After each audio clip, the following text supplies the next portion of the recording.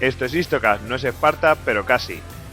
No es Londres, no es Berlín, no es Eindhoven, no es Arnhem, pero precisamente de esta última ciudad vamos a hablar porque, como ya hablamos en otro Istocast, vamos a centrarnos dentro de la operación Market Garden en la batalla de Arnhem, especialmente la lucha por su puente sobre el Rin, ¿no? Y sobre ese tema vamos a desarrollar todo lo que nos dejamos en el anterior Istocast, porque realmente digamos como que no nos dio tiempo a expandir todo el tema que queríamos hablar, y para ello, bueno, pues aquí tenemos el elenco de la Segunda Guerra Mundial de Istocast y bueno, pues vamos a proceder a presentarlos. Tenemos a Jesús, @Bucaner en Twitter. Buenos días, Jesús. Hola, buenos días. ¿Qué tal? ¿Cómo estamos? ¿Qué tal? ¿Has comido chocolate con churros o una granada de mortero te lo ha impedido? No, yo soy más tradicional. El chocolate para los domingos. Soy un zumito de naranja para despertarme bien. Vale. Bueno, ya tienes más que los hombres de Frost. Bueno, también tenemos a Javier Beramendi, el auténtico experto en Market Garden. ¿Qué tal, Javier? ¿Qué hay? Buenos días. Pues nada, con el paracaídas engrasado, los motores bien cinchados, un montón de balas en las botas y la estén bien atada. Exactamente. Bueno, ya sabéis que a Javier Beramendi lo podéis seguir en Twitter en @tamtamberamendi y en el grupo de estudios de historia militar, que es gem.es, con H intercalada después de la E. Y ahí, pues nada, pues tenemos la web otra vez operativa, pues podéis informaros precisamente de esto y de muchas cosas más sobre la historia bélica. Bueno, vamos a proceder a presentar al último componente del Istocast de hoy, que es Hugo Cañete. ¿Qué tal, Hugo? Muy buenos días y Sierra España. Yo estoy aquí en un 88 en la carretera de Nimega, detrás de un árbol. No te vayan a ver, un antitanque. No, lo decía con sorna, porque pocos árboles hay por allí. Sí, no hay nada. ¿El 88 es una tasa de alcoholemia o nos referimos al cañón? Al cañón. Bueno, pues ya sabéis que a Hugo lo podéis seguir en Twitter en @HugoAcanete. Y por supuesto, como he dicho antes, también es componente del grupo de estudios de historia militar, ahí en gem.es lo podéis seguir. Y por cierto, tengo que decir que me encantó el último artículo que pusisteis sobre Pirro, ese de las victorias pírricas. Pues queda la segunda parte, que saldrá el lunes, Dios mediante. Buena presentación y sobre todo de todo lo que había, así de cómo era el panorama geoestratégico y geopolítico de la península del sur, sobre todo de la península itálica. La verdad, muy interesante. Bueno, pues tenemos que decir que como se nos quedó un poco corto, lo de alguno pensará que no, pero se nos quedaron varias cosas, sobre todo cómo combatían los paracaidistas, porque realmente nos vamos a centrar casi en eso, ¿no? Por ejemplo, a mí realmente yo pienso los paracaidistas, los soldados que venían en los planeadores contaban con un material que a mí me sorprende que pudieran hacer frente a lo que tenían delante por parte de los alemanes. En ese sentido, como nos quedamos cortos, pues bueno, pues vamos a hablar un poco de esto y también pues aprovechamos para referirnos para la batalla de Arnhem al libro de mapas que habías publicado, Javi, ¿no? Sí, bueno, pues a ver, empiezo. Bueno, el libro de mapas es una referencia, está a la venta en descarga en Platea, que ya redirijo a todos los que estéis interesados allí, o bueno, pues a través de cualquiera de los contactos que has dado antes. Y yendo a la pregunta con chicha, ¿no? a la no publicitaria, sobre el modo de combate, la verdad es que estamos en un estadio de la guerra en que las cosas han evolucionado mucho.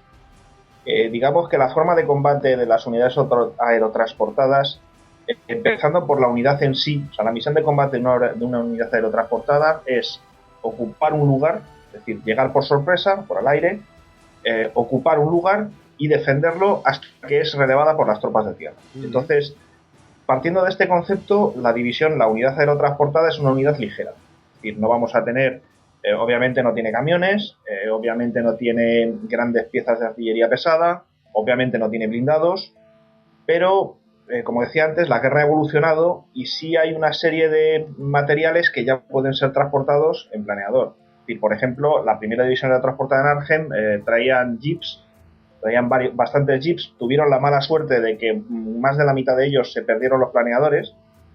De hecho, estadísticamente fue mala suerte porque no corresponde a las estadísticas de pérdidas de planeadores. Es decir, de los que se perdieron muchos que traían jeeps, con lo cual la unidad de reconocimiento quedó bastante mermada, pero traían jeeps, traían cañones antitanque, traían piezas de artillería ligera, sobre todo piezas desmontables de montaña de 75 milímetros. Digamos que bueno, ya traían un material bastante más fuerte que lo que son las unidades aerotransportadas originarias. Y traían también sobre todo el Piat. El Piat era el equivalente británico al Bazooka y al Panzerschreck, Panzerfaust alemán. Digamos que era el arma de infantería contra carros, el arma portátil. Que eso es un concepto que se había ido desarrollando durante la guerra, mientras los blindados, el diseño y fabricación de blindados, como ya comentamos en algún Histocast, iba progresando en la carrera cañón-blindaje, pues por su lado, los diseñadores de armas de infantería pues iban diseñando un arma portátil para que el soldado de infantería pudiera defenderse por sí mismo del ataque de los blindados, ¿no? Y en el caso británico es el Piat. Por lo menos tener algo con que hacerle frente, ¿no? Exactamente. No, bueno, eran bastante efectivos, siempre a corta distancia. Obviamente a grandes distancias no servían para nada, pero en el caso de Arnhem, que nos vamos a encontrar con un terreno muy quebrado y con un terreno urbano, pues sí es verdad que, bueno, en más de una ocasión los carros alemanes retroceder un poco, no vaya a ser que un pepino de estos nos arreara en mal sitio y nos averiara el juguete. Sí. Entonces, bueno, pues la cosa mejora. Obviamente no es perfecta, no es ideal. La división aerotransportada sigue siendo una unidad ligera y como tal nos sirve para mantener, a pesar de que se van a utilizar mucho para mantener zonas de frente. De hecho, después de Market Garden, las dos divisiones americanas que han aterrizado más al sur, la 82 se quedará en torno a Nimega, casi hasta finales de octubre se quedan ambas, y la 101 va a ser llevada al sur de Arnhem, al otro lado del Rin, sí, donde tendrá unos combates durísimos contra una división de Volksgrenadier alemana y donde sufrirá unas bajas bastante elevadas, pero precisamente porque son unidades que no están preparadas para luchar contra digamos, fuerzas organizadas que atacan con carros, que atacan con artillería pesada y todo esto, ¿no? Uh-huh. Es un poco el uso táctico, pues es básicamente la sorpresa, aguantar el sitio y esperar que llegue lo antes posible el relevo.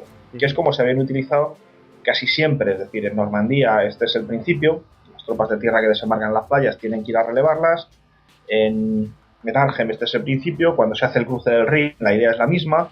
Si hay una excepción, posiblemente sea la invasión de Creta que organizan los alemanes en el año 41, donde prácticamente todo tiene que llegar por aire, pero bueno, ya se envía una división de montaña, la división de montaña del general Ringel se envía por aire. En fin, siempre se intenta reforzar estas unidades lo más posible porque bueno, pues no están capacitadas para combatir solas o no están diseñadas para ello. Sí. El otro punto con el que nos vamos a encontrar en Arnhem es que además no están especialmente entrenadas para el combate urbano. Es decir, en principio no es la idea, no era la idea de base. Luego, bueno, pues las operaciones militares se van desarrollando y los puentes grandes pues suelen estar en las ciudades, desgraciadamente, no los ponen en mitad del campo y bueno, pues se van a encontrar con que tienen que efectuar un combate urbano y lo hacen muy bien, pero en principio tampoco están diseñadas específicamente para eso. Uh-huh. Pues la verdad es que es curioso que no hagan los puentes en mitad del campo, ¿no? Acostumbrados aquí en España que construimos lo que nos da la gana donde sea, pero bueno, que bueno, aparte de este chascarrillo, que luego veremos, nos pondremos en la piel, porque aquí ya me estoy imaginando cómo combatían y todo esto, y con qué tenían para hacer frente a los alemanes, pero después veremos el caso de la primera aerotransportada, que es el caso de Frost, ¿no? Y que es una cosa que es impresionante y nos pondremos en la piel de ellos. Ahora yo, que por cierto se me ha olvidado, pues podéis encontrarnos en istocast.com y también en Twitter en @istocast. Tenemos páginas en Facebook y también en en Google Plus, así que nos podéis seguir ahí. Ahora yo quiero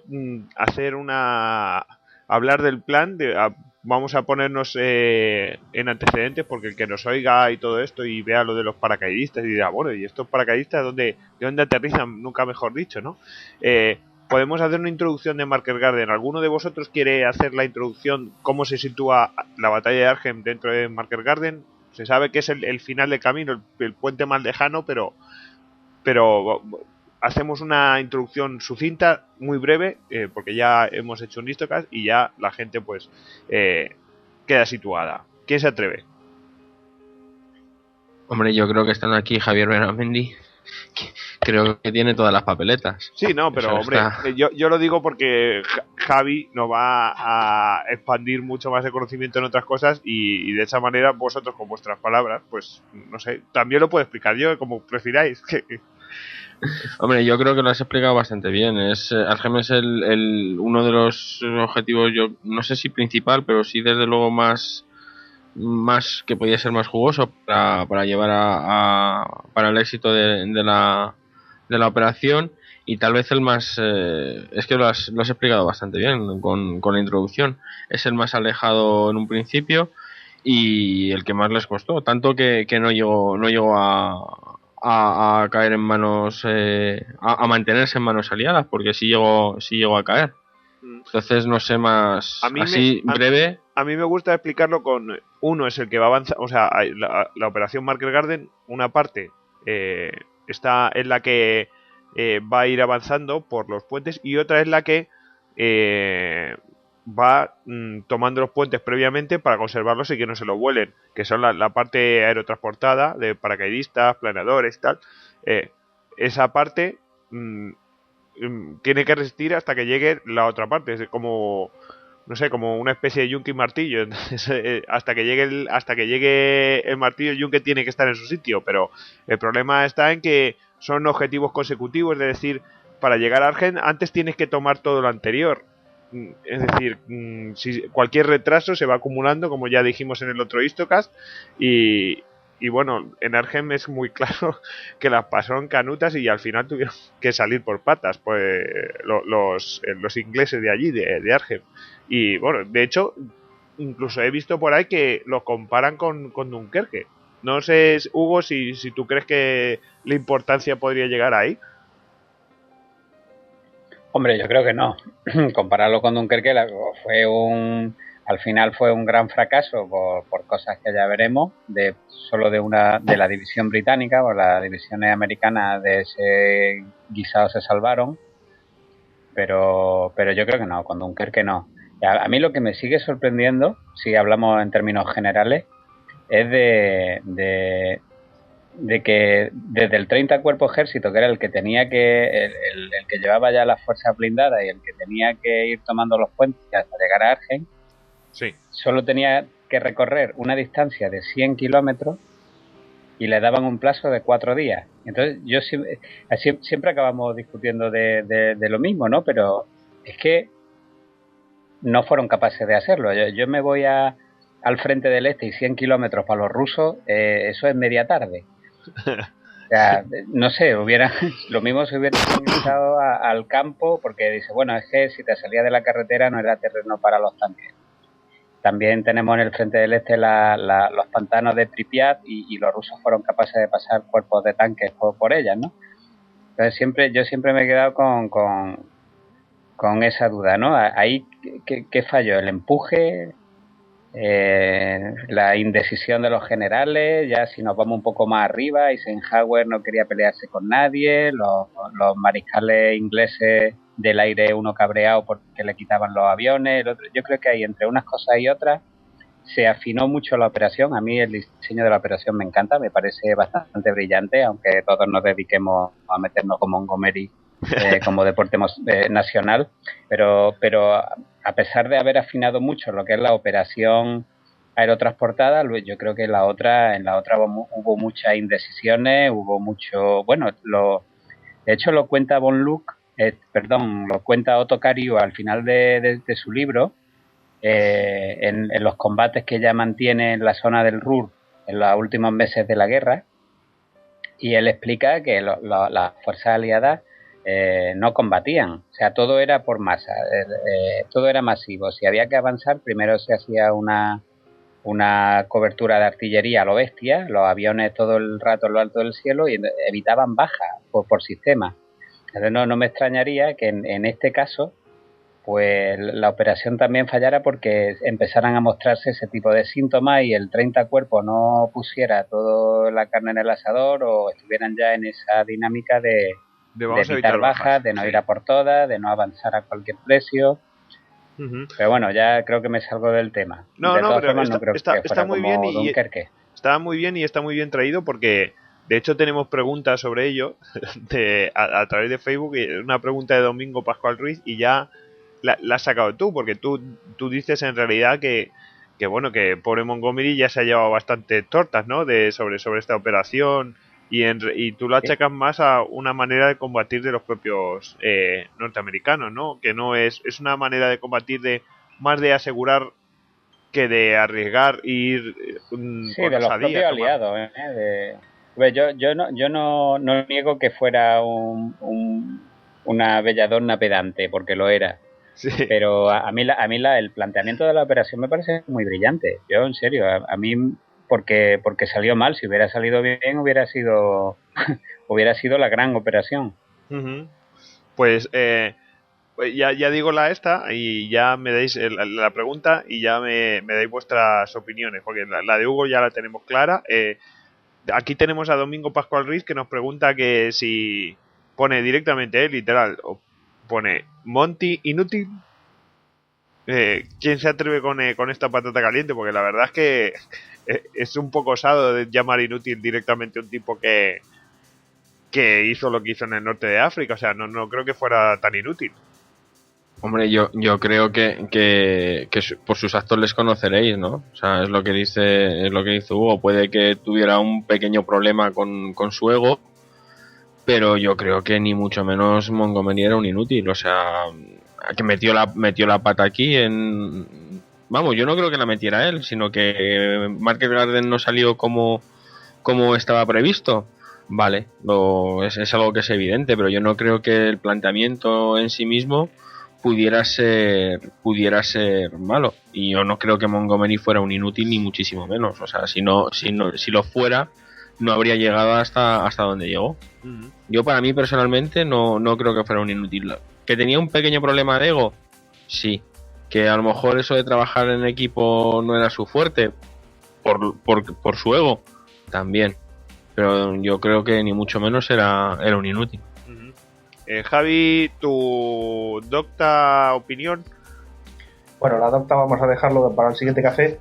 De opinión con respecto a Montgomery, yo es un hombre al que le veo bastantes virtudes. Efectivamente tenía un problema de carácter y de comportamiento que daba al traste con muchas de estas virtudes, pero Montgomery tenía una serie de virtudes. Primero, como general británico era bastante atípico. Es decir, no entraba dentro del sistema bastante clasista que tenía el generalato británico, y esto fue algo que se notó mucho cuando llegó a África. Y cuando Montgomery llega a África, rompe con toda una serie de esquemas más o menos preestablecidos de cómo tiene que comportarse un general, monta un cuartel general bastante espartano, como lo había tenido Auchinleck, por cierto, pero bueno, sí. Monta un cuartel general bastante espartano, tiene mucho contacto con la tropa, es decir, él es consciente de que la tropa es la que lucha, y los generales de brigada, pues bueno, sí, dirigen la lucha, pero no le parecen gente tan importante. Es mucho más crítico y mucho más duro con los fracasos. Montgomery, en cuanto a un general le falla, lo manda directamente a otro frente o se deshace de él y lo sustituye. Es una de las cosas que de hecho tampoco le ganan demasiados amigos. Luego también hay que decir que Montgomery, como forma, digamos, era un planificador exhaustivo. O sea, con Montgomery todo tenía que estar planificado prácticamente al más mínimo detalle. Es una de las cosas que le fallan un poco en Market Garden. Pero bueno, pues en Alamein, la batalla de Alamein está planificada hasta el mínimo detalle. Es decir, y todo lo que va pasando lo va planificando, va replanificando, está constantemente preparándose para modificar su plan, está constantemente trabajando, salvo curiosamente en el momento en que el plan se está ejecutando. O sea, la batalla de Alamein empieza por la noche y él está durmiendo. Es decir, está todo planeado está todo en marcha y mañana por la mañana, cuando yo me levante, veremos qué es lo que tenemos que hacer. Y él va, de hecho, durante esta batalla, que son más de 10 días, él va a ir implementando diferentes cambios en el plan, diferentes gestiones, pero siempre con la idea fija de lo que quiere lograr al final y con el objetivo final muy claro.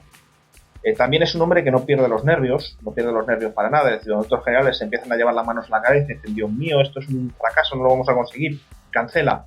Él parece tener siempre muy claro que hay que seguir adelante, que hay que insistir, que se va a romper el enemigo antes, y efectivamente a Alamein es lo que le pasa. Por poner un ejemplo de batalla, digamos la primera gran batalla de Montgomery.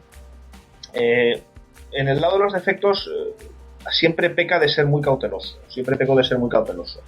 Montgomery no empezaba una batalla a no ser que tuviera unas garantías de victoria muy por encima de las que se exigían otros generales, otros altos mandos.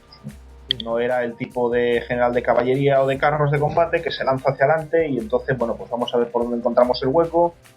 No tenía ni ese arrojo ni ese glamour. Era un hombre muy meticuloso. Esto, pues por un lado, le gana bastante pocos amigos, además de su carácter. Le gana bastante pocos amigos en el generato británico y le gana bastante pocos amigos en el generato americano el hecho de que, bueno, es cierto que cuando los americanos empiezan a colaborar, entrar en la guerra, pues él es el general experimentado y no se corta un pelo, a la hora de decirlo.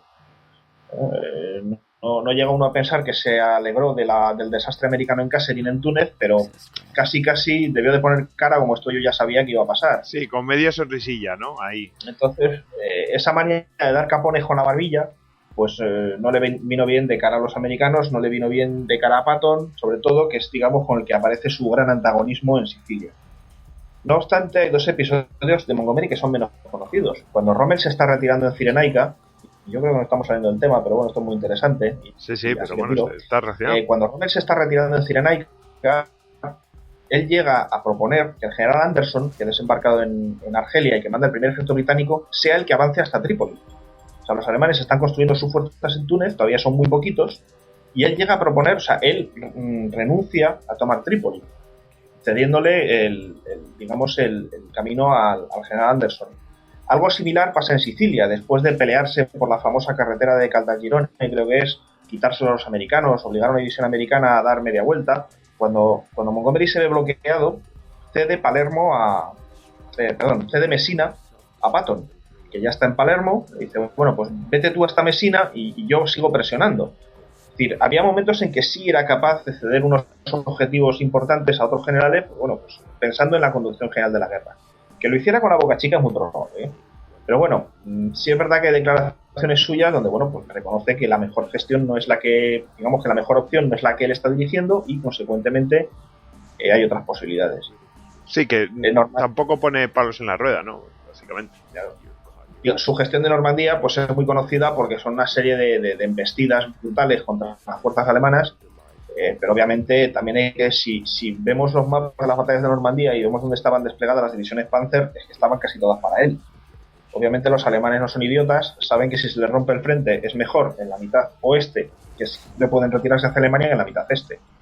O sea, hagamos un panorama de la batalla de Falaise, para los que la conozcan, que es el gran cerco alemán contra los alemanes en Normandía. Pues hagámonos ese panorama, si en vez de ser Patton quien rompe por el oeste de Normandía y por Bretaña, es Montgomery el que rompe por el este de Normandía. Es decir, de allí no escapa nadie, no escapa un solo alemán. De hecho, no hubiéramos tenido la reconstrucción, tal vez no se hubieran podido reconstruir en Holanda y tal vez no hubiéramos tenido Market Garden. Probablemente, hubieran quedado embolsados, ¿no?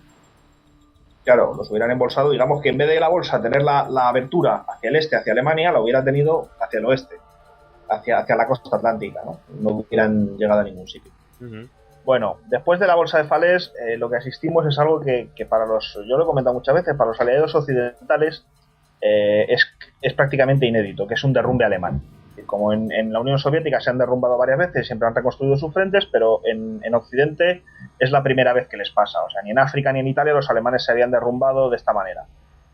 Y es la gran carrera a través de Francia, que lleva la toma del puerto de Amberes a primeros de septiembre y que acaba, digamos, un poco en Market Garden, que es cuando ya los alemanes han reconstruido una línea fuerte.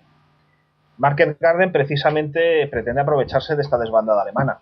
O sea, el plan de Market Garden quiere aprovecharse de esta desbandada alemana para llegar a cruzar el Rin, que es el último río importante que queda antes de la llanura del norte de Alemania y del Ruhr.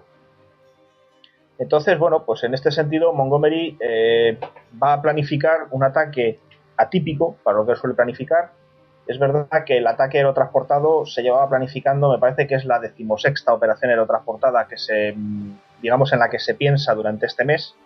Es decir, habían ido saliendo toda una serie de planes de ataque aerotransportado para aprovechar el recién creado primer ejército aerotransportado. Y bueno, pues ya por fin parece que Montgomery consigue que se ponga uno en marcha, ¿no? Que va a ser Market Garden. Digamos que aprovechar el derrumbe alemán es uno de los motivos, y el otro, nos encontramos con que los aliados tienen un gravísimo problema de suministro. Es decir, bueno, yo creo que entrar en lo que es el volumen, el transporte de suministro, lo que se gastaba y lo que no se gastaba, da para un programa entero, pero imaginémonos pues millones de soldados, cientos de miles de camiones, tanques, todo esto hay que darle gasolina, hay que darles de comer. Si nos fijamos incluso en los testimonios, en el ejército americano, que era mayoritario ya en Europa en ese momento, si nos fijamos en los testimonios, el ejército americano, cada vez que entran en algún sitio, reparten chocolate, cigarrillos. Bueno, parece ser una costumbre, pero todo este chocolate, estos cigarrillos hay que llevarlos al frente, esto ocupa camiones. Es decir, son detalles pequeños, pero que muestran hasta qué punto la logística era extraordinariamente grande. Entonces, dentro de este contexto de falta de suministros es donde aparece, digamos, la gran discusión entre el Frente Amplio y el Frente Estrecho. Creo que hablamos de ello en el otro programa. Sí. ¿No? Y donde Montgomery, pues, que es parte del Frente Estrecho, pues decide que, o sea, presiona muchísimo a Eisenhower para ser él quien intente entrar, aprovechar los suministros, que se deciden los suministros, y ser él quien intente lanzar el ataque que cruce el Rin y que desborde la línea fortificada alemana, la línea Siegfried, por el norte. Como sabemos, esto fracasa. Montgomery dijo que Market Garden había sido un éxito al 90%. Lo cierto es que no cayendo el último puente, todos los objetivos de la operación quedan incumplidos. Sí. Con lo cual no ha lugar a un 90% de éxito, porque no es que hayamos avanzado 100 kilómetros en vez de 120, sino que realmente no hemos conseguido lo que pretendíamos. Pero yo creo que yo siempre lo he defendido como un buen plan, y de hecho, de haber funcionado, de haber salido bien, hubiera sido la gran batalla de Montgomery. Hubiera sido, vamos, se le hubiera reconocido como uno de los grandísimos líderes militares gracias a esta operación. Uh-huh.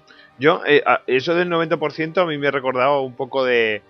no tiene nada que ver, pero eso de otro inglés, ¿no? De la tumba de Edward Vernon, que allí en Westminster, que viene a decir...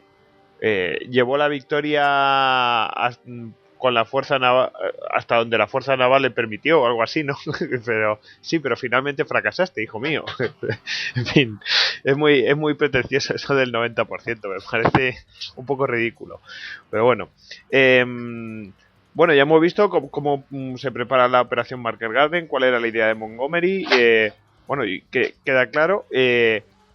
Y luego ya, si queréis, ya que lo has mencionado, Javi, podemos hablar un poco de las fuerzas aéreas que intervienen. Sobre todo vamos a centrarnos más en la parte de Arnhem. ¿Qué es lo que intervino ahí y qué es lo que se desarrolló para tomar Arnhem? Porque realmente incluso los alemanes fueron sorprendidos ahí. Es curioso porque por lo que he estado averiguando, en general tenía muy claro cuáles las intenciones de los aliados, pero aún así fueron sorprendidos en Arnhem. ¿Cuáles son las fuerzas que intervienen ahí, especialmente en Arnhem? Vamos a ver, en Arnhem intervienen dos grupos de transportes, si no me acuerdo mal, son el 36 y el 45. Vamos a ver, vamos por partes, ¿no? Porque me planteas un poco dos temas distintos. Sí. Por un lado, la fuerza de transporte aérea es vital en Arnhem. Para los británicos, bueno, pues son estos dos grupos fundamentalmente los que intervienen. Van a sufrir bajas terribles, no el primer día, no el día de los primeros lanzamientos, porque ese día efectivamente pillan a los alemanes bastante por sorpresa. Se hace un buen barrido de cazas y de bombarderos para acabar con las defensas antiaéreas alemanas. Es decir, esto está bastante bien preparado y los alemanes efectivamente los pillan bastante por sorpresa, ¿no? No se esperaban este tipo de ataque. ¿Qué es lo que pasa el primer día? Que un planeador de la 101 aerotransportada cae a tierra llevando digamos, fuera de la zona asignada, llevando un oficial que carga con los planes de Market Garden. Y estos planes son capturados por los alemanes y se los llevan al general Kurstuden, que manda el primer ejército paracaidista alemán y que está situado en el lado oeste de la penetración. Entonces, bueno, pues a partir de ahí los alemanes tienen una idea bastante clara de lo que va a ser, de las intenciones de Market Garden y de lo que se pretende, ¿no? Lo cual, bueno, pues siempre es un hándicap. Por otro lado, pues tenemos, digamos, lo que es la operación de transporte, que va a ser realmente heroica a partir de ese día, porque ya los alemanes saben dónde posicionar su defensa antiaérea, saben un poco lo que va a venir y sobre todo conocen las zonas de combate. O sea, no hay nada mejor que saber dónde se está combatiendo para poder acercar allí todos los refuerzos y todas las tropas necesarias. Uh-huh. Hay muchísimas anécdotas. O sea, hay casos de pilotos que con un motor en llamas pues mantienen la posición, mantienen el rumbo y la velocidad para poder soltar los paracaidistas o para poder llevar a su planeador al punto designado. Tenemos que pensar que estos aviones no estaban blindados en absoluto. Entonces, bueno, pues cuando las balas conseguían darle, pues pasaban a través, ¿no? Hay anécdotas muy curiosas, como la de que cuentan de un soldado en un planeador que está sentado encima de su casco para que no le hieran en partes indecentes, ¿no? En un intento de, bueno, pues de evitar las heridas donde la espalda pierde su bajo nombre. Sí. Y su casto nombre, perdón. De aviones, digamos, con la tela totalmente atravesada por hechas girones por las balas de los trazadores, sobre todo los 20 milímetros. El arma más terrible de los alemanes va a ser el cañón de 20 milímetros, el cañón antiaéreo de 20 milímetros. Porque dispara muy rápido, dispara muchas balas, son balas explosivas, es decir, y sobre todo por la cadencia de fuego, que es mucho mayor que la de un 88, y que, bueno, pues pueden crear verdaderas barreras antiaéreas muy poderosas. Sí, sí. Y seguían, o sea, me estás contando que directamente la tela del porque hay que hacerse la idea que los planeadores eran, vamos, que lo que es el fuselaje era tela, ¿no? Me estás contando. Básicamente, Javi. Sí, no, claro, los planeadores son una estructura de láminas de madera y tela, o metal, madera y tela. Entonces, bueno, son muy frágiles. La idea es que sean ligeros, lo más ligeros posible. Y bueno, pues la verdad es que es una aventura. El viaje en planeador era una aventura. Sobre todo en el caso británico, de la primera división aerotransportada británica, porque las tropas de planeadores, si nos fijamos en los regimientos, pues el King of Scottish Borders, el South Staffordshire's y el Borders, que son los regimientos aerotransportados, son regimientos del ejército de tierra. Es decir, no son unidades formadas por voluntarios para las unidades para ser aerotransportados, sino que son batallones del ejército de tierra que son asignados a las fuerzas aerotransportadas sí o sí. Es decir, de hecho, su entrenamiento, digamos que se parte de la base que un tío que está sentado en un planeador hasta que el planeador acaba de aterrizar en el suelo, pues no necesita un entrenamiento especial para eso. Sí. ¿No? Entonces, bueno, pues entre que es un ambiente extraño, que bueno, pues esto es lo que cabe, aquello empiezan a dispararles por todos lados. No saben. De hecho, casi todas las historias cuentan que en las portezuelas, tanto de los planeadores como de los aviones de transporte de paracaidistas, casi siempre van abiertas. Siempre hay algún oficial o algún suboficial mirando fuera a ver qué pasa, ¿no? Casi hay muchas historietas sobre lo que ven desde los aviones, pues cómo ven que derriban otros aviones, cómo ven el fuego antiaéreo alemán, cómo ven aviones con los motores incendiados que están volando en paralelo con ellos, ¿no? Un poco pues porque tienen sus sistemas de guía averiados y entonces se ponen en paralelo con un avión y lo siguen hasta el punto de lanzamiento. En fin, y todo esto es la inquietud del soldado por saber, porque está sentado en un tubo de tela y está esperando a que aquello haga crunch y llegue a tierra, ¿no? Es preferible ver cómo viene la muerte que estar esperando a oscuras que llegue, ¿no? Yo creo que es preferible ver si la muerte viene que no estar sentado a ver si viene o no viene. Sí. No, es como las películas de terror. Por Dios, que salga el monstruo ya y que lo veamos. Por feo que sea, que salga. Sí. Hugo, pues querías añadir algo, ¿no? Sí, no, yo es que oyendo esto que está diciendo Javier, me sorprende porque en cuestión de un mes y medio hay un cambio en las tripulaciones aéreas grande, porque recordemos que los saltos que se hacen sobre Normandía en gran parte fracasan porque los pilotos iban con mucho miedo, no respetaron las velocidades que estaban programadas para que los saltos se pudieran realizar sobre los objetivos, tampoco respetaron la altitud. Es decir, gran parte del caos que se lió con los paracaidistas en Normandía fue por culpa de los pilotos. Entonces ahora el hecho de que los pilotos se ciñeran incluso con los aviones averiados a los objetivos, pues me sorprende bastante. No sé si hubo algún tipo de entrenamiento o de esfuerzo en ese sentido. La verdad es que se apretó mucho, se evaluó, digamos, lo que había pasado en Normandía y se trabajó mucho este aspecto. De hecho, no recuerdo el nombre, pero un oficial de los paracaidistas americanos, un jefe de batallón, le vino a decir al jefe de los pilotos que tenían que llevarlos a Market Garden, precisamente llevándonos al infierno o llevándonos al objetivo, pero llevándonos juntos. O sea, digamos que un poco lo que se insistió absolutamente es que las unidades tenían que llegar juntas, donde fuera. O sea, bueno, si era el objetivo, mejor que mejor, pero sobre todo eso, ¿no? Sí, que no volviera a ocurrir ese desparrame que había ocurrido en lo que es en la operación Overlord, ¿no? El desembarco en Normandía, que salieron cada uno ahí, cayó donde pudo y como pudo, y después se arremolinaron como pudieron, y en fin, y salieron las cosas, pues, no digo que de milagro, pero vamos, que...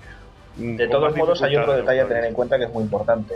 El salto de Overlord es nocturno y el de Argem es diurno. Sí, eso es verdad. Es decir, la capacidad de los navegantes de los aviones para orientarse y para encontrar sus objetivos era mucho mayor de día en aquella época. Ahora tenemos un montón de chiribeques electrónicos que se verían estupendamente justo en el momento preciso, pero entonces no los tenían. Entonces se tenía que averiar el piloto o el navegante para no encontrar el sitio, ¿no? Uh-huh. A lo mejor no es casualidad que decidieran saltar de día en Argem, visto lo visto. No lo es.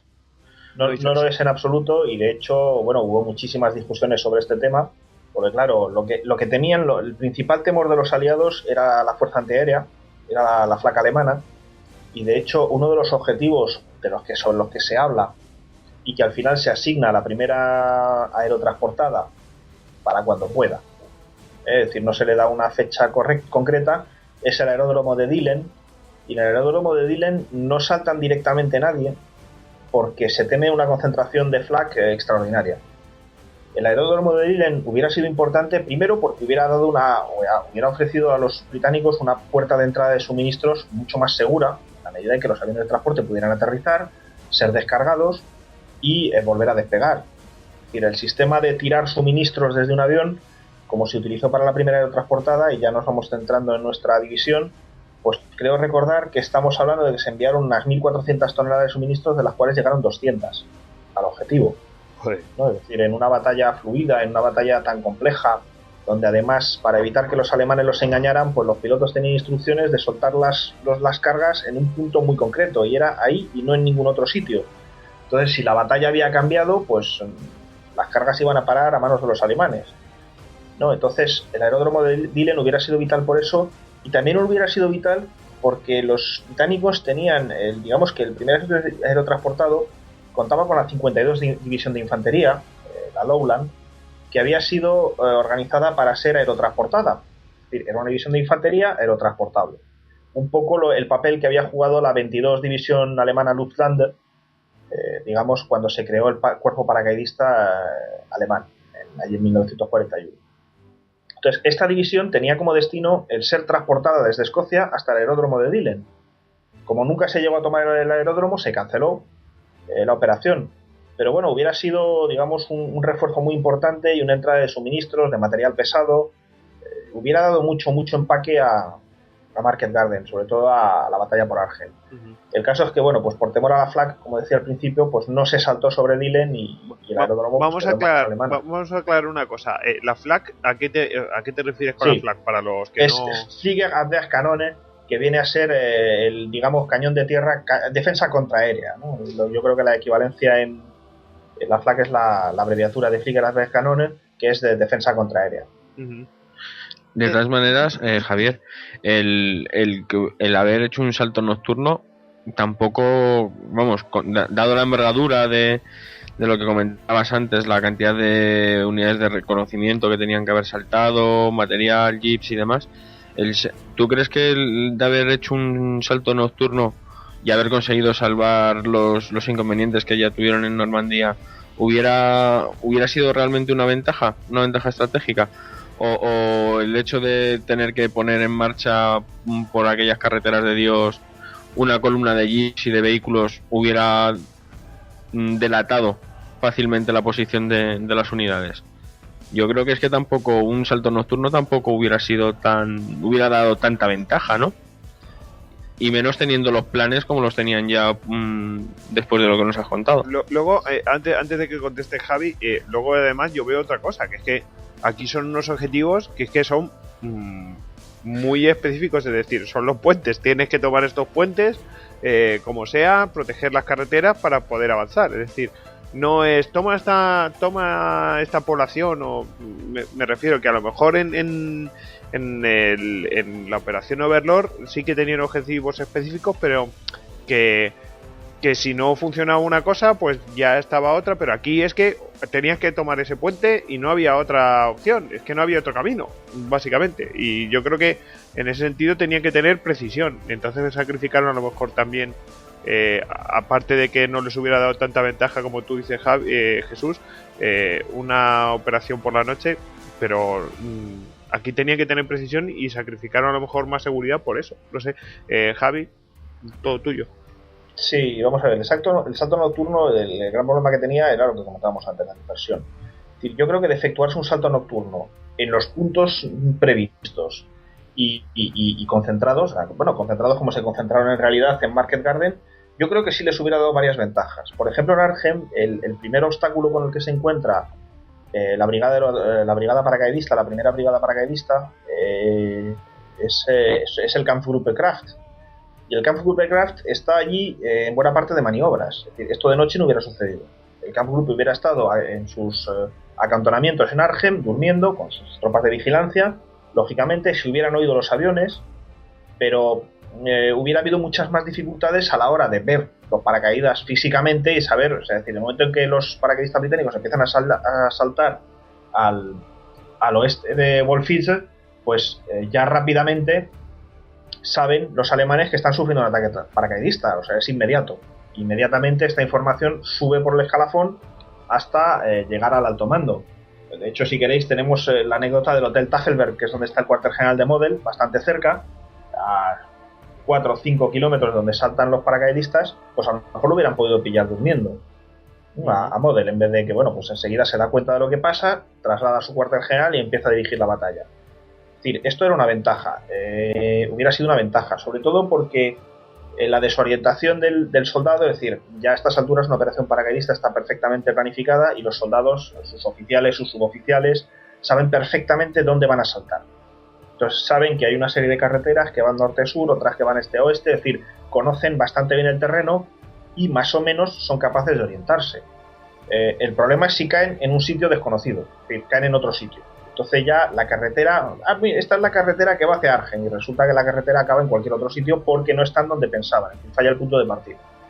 No, en toda orientación es vital conocer el punto de partida y que este sea exacto, luego nos vamos orientando. Otra baza con la que podían jugar en un salto nocturno, sin duda ninguna, es la población. Tal y como la población holandesa fue recibiendo a los paracaidistas, enseguida de los grupos de resistencia locales apareció gente dispuesta a guiarlos. Y entonces, pues hubiera sido cuestión de llamar a la puerta de una alcalde y de, mire usted, disculpe, para ir a Argen, discoteca El Paracaidista Feliz, pues, sí. Y le hubieran dado las indicaciones, ¿no? Entonces, yo creo que hubiera tenido ventajas siempre y cuando hubieran aterrizado en el punto preciso y en grupos, o sea, sin dispersarse. Hubieran podido pillar a los alemanes mucho más distraídos, el Kampfgruppe Kraft, en el caso de Argen, no hubiera estado allí, con lo cual las 3 columnas, los 3 batallones de la primera brigada paracaidista hubieran podido llegar a la ciudad, se hubiera construido un perímetro en torno al extremo norte del puente mucho más consistente, en fin, hubiera cambiado completamente la batalla. Todo esto estamos haciendo historia ficción. Sí, historia ficción porque tenían que llegar al objetivo, exactamente, o sea, aterrizar bien, básicamente. Hugo, ¿quería añadir algo? Bueno, sí. Por lo que estuvo hablando antes Javier de la 53 División, quería yo ya aprovechar y sacar el tema de la polémica que hay con la primera aerotransportada, que unos dicen que sí que era una unidad de élite y otros dicen que era una unidad que nunca había combatido, que había permanecido siempre en Inglaterra entrenándose y que su valor combativo pues era relativamente escaso. Entonces quería ver si Javier nos ilumina sobre la calidad de esta división. Javi, todo tuyo. ¿Qué opinas sobre la calidad de esa división? Vamos a ver, la primera división de transportada es un conglomerado, ¿no? Primero cuenta con primera brigada aerotransportada. La primera brigada aerotransportada es la primera unidad paracaidista que hacen los británicos. O sea, la primera brigada paracaidista, es la primera unidad paracaidista que organizan. Y es verdad, bueno, es la más veterana, es la más antigua. También es verdad que es la que ha sufrido más bajas. En Sicilia, los aerotransportados británicos van a cobrar bastante en dos operaciones. En concreto, ahora mismo recuerdo la del puente de Primosole, que es durísima, pero estos son planeadores. Y luego hay otra más, que no recuerdo ahora mismo el punto preciso, donde van a recibir bastante cera. Pero bueno, hay muchos paracaidistas veteranos. Hay mucha gente que viene del norte de África, de Túnez, de haber saltado en Túnez. Hay gente que viene de haber saltado en Sicilia. Y bueno, Normandía no, porque Normandía es otra división, es la sexta. Es así, cuando saltas sobre Normandía es la primera operación de la unidad. Y luego pues los británicos van cambiando, ¿no? Por ejemplo, las tropas aerotransportadas sí eran más bisoñas. El King Gown Scottish Borderers, por ejemplo, si no me acuerdo mal, venía de las Islas Feroe. Venía de estar de guarnición. O sea, era una unidad que había estado de guarnición toda la guerra. Y lo mandan a frente para un batallón y se lo traen para esta operación. Entonces ahí sí que tenemos un panorama más irregular. Lo cierto es que tal y como combatieron todas estas tropas, tanto en el puente de Arnhem con John Frost como en el perímetro de Oosterbeek, se merecen el título de veteranas por completo, ¿eh? Sí, que lo que demostraron sí que estaban a la altura, vamos. Sí, estuvieron perfectamente a la altura, combatieron con muchísimo mordiente y la verdad es que sí es totalmente admirable. Si lo es de las unidades veteranas, pues mucho más de las unidades más bisoñas en este tema, ¿no? ¿Quería alguien añadir algo más? ¿O continúo? Porque yo creo que ya nos podemos meter en el tema de cómo fue, sobre todo en el sector de la primera aerotransportada, que por cierto es inglesa, para que no haya dudas ni equívocos. Como acaba de decir Javier, pues podemos, si queréis, entrar ya en lo que es lo que se viene a llamar la cabalgata de Front. Yo tengo una pequeña pregunta. Y es, ¿dónde, o sea, vamos a ver, durante lo que es el desarrollo de la batalla, una vez digamos las unidades han tomado tierra y están ahí dándolo todo para conseguir los puentes, ¿qué hizo la RAF? Porque me explico, mientras ayer estaba pues repasando un poco todo el tema y tal, me di cuenta que la Luftwaffe, por ejemplo, bombardeó sin apenas resistencia de la RAF ni de las fuerzas aéreas americanas. Y sin embargo la RAF, que en ese momento ya tenía, digamos, el predominio sobre los cielos europeos, no hizo nada. O sea, no hubo apenas apoyo aéreo para los hombres que estaban ahí dándolo todo, intentando conseguir los puentes. ¿Eso se debe a algún motivo en especial? ¿Fue un fallo de planificación? ¿No sabían a lo que iban? Es que me parece tan inexplicable que no lo entiendo. Pues lo cierto es que se juntaron el hambre con las ganas de comer. Es decir, la RAF tuvo muchos problemas en Inglaterra en Inglaterra y en Bélgica con el tiempo, nieblas matinales, lluvias, en fin. No hay que olvidar que estamos pasados los mediados de septiembre y estamos en zonas que no es el soleado Mediterráneo. Entonces, por un lado, esto dificultó bastante las operaciones y por otro, la RAF se vio sometida a un temor espantoso a que los cazas alemanes entraran en las formaciones de los aviones de transporte. Pensemos que para soltar paracaidistas, para desenganchar un planeador, para soltar cargas aerotransportadas sobre el suelo de suministros, el avión tiene que volar a una altura bastante baja y una velocidad bastante lenta. Y esto lo convierte, en un pato de feria. Entonces, el grandísimo temor de la RAF, de las fuerzas aéreas de caza aliadas, fue ese. Que las formaciones de cazas alemanas se metieran ahí en medio y organizaran una escabechina. Entonces, se las volcó principalmente en defender las formaciones de transporte mucho más que en el apoyo al suelo. Fue un error de planificación. Lo cierto es que en más de una ocasión un apoyo al suelo hubiera sido muy útil.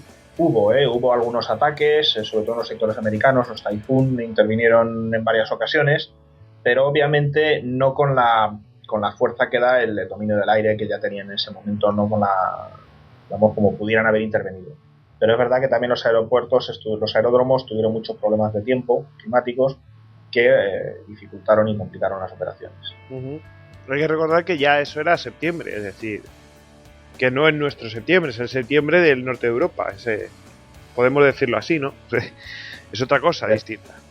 Del 17 al 25, concretamente. Claro. Finales de septiembre, casi octubre. Ya el veranillo de San Miguel, el español ya había pasado.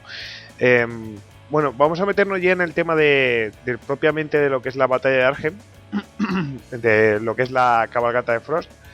Explícanos eso de la cabalgata de Frost. Vamos a ver. Digamos que el plan original de Market Garden prevé el aterrizaje de la primera brigada paracaidista en lo que es la zona de Salto X, unos prados grandes que quedan al oeste de Wolfis.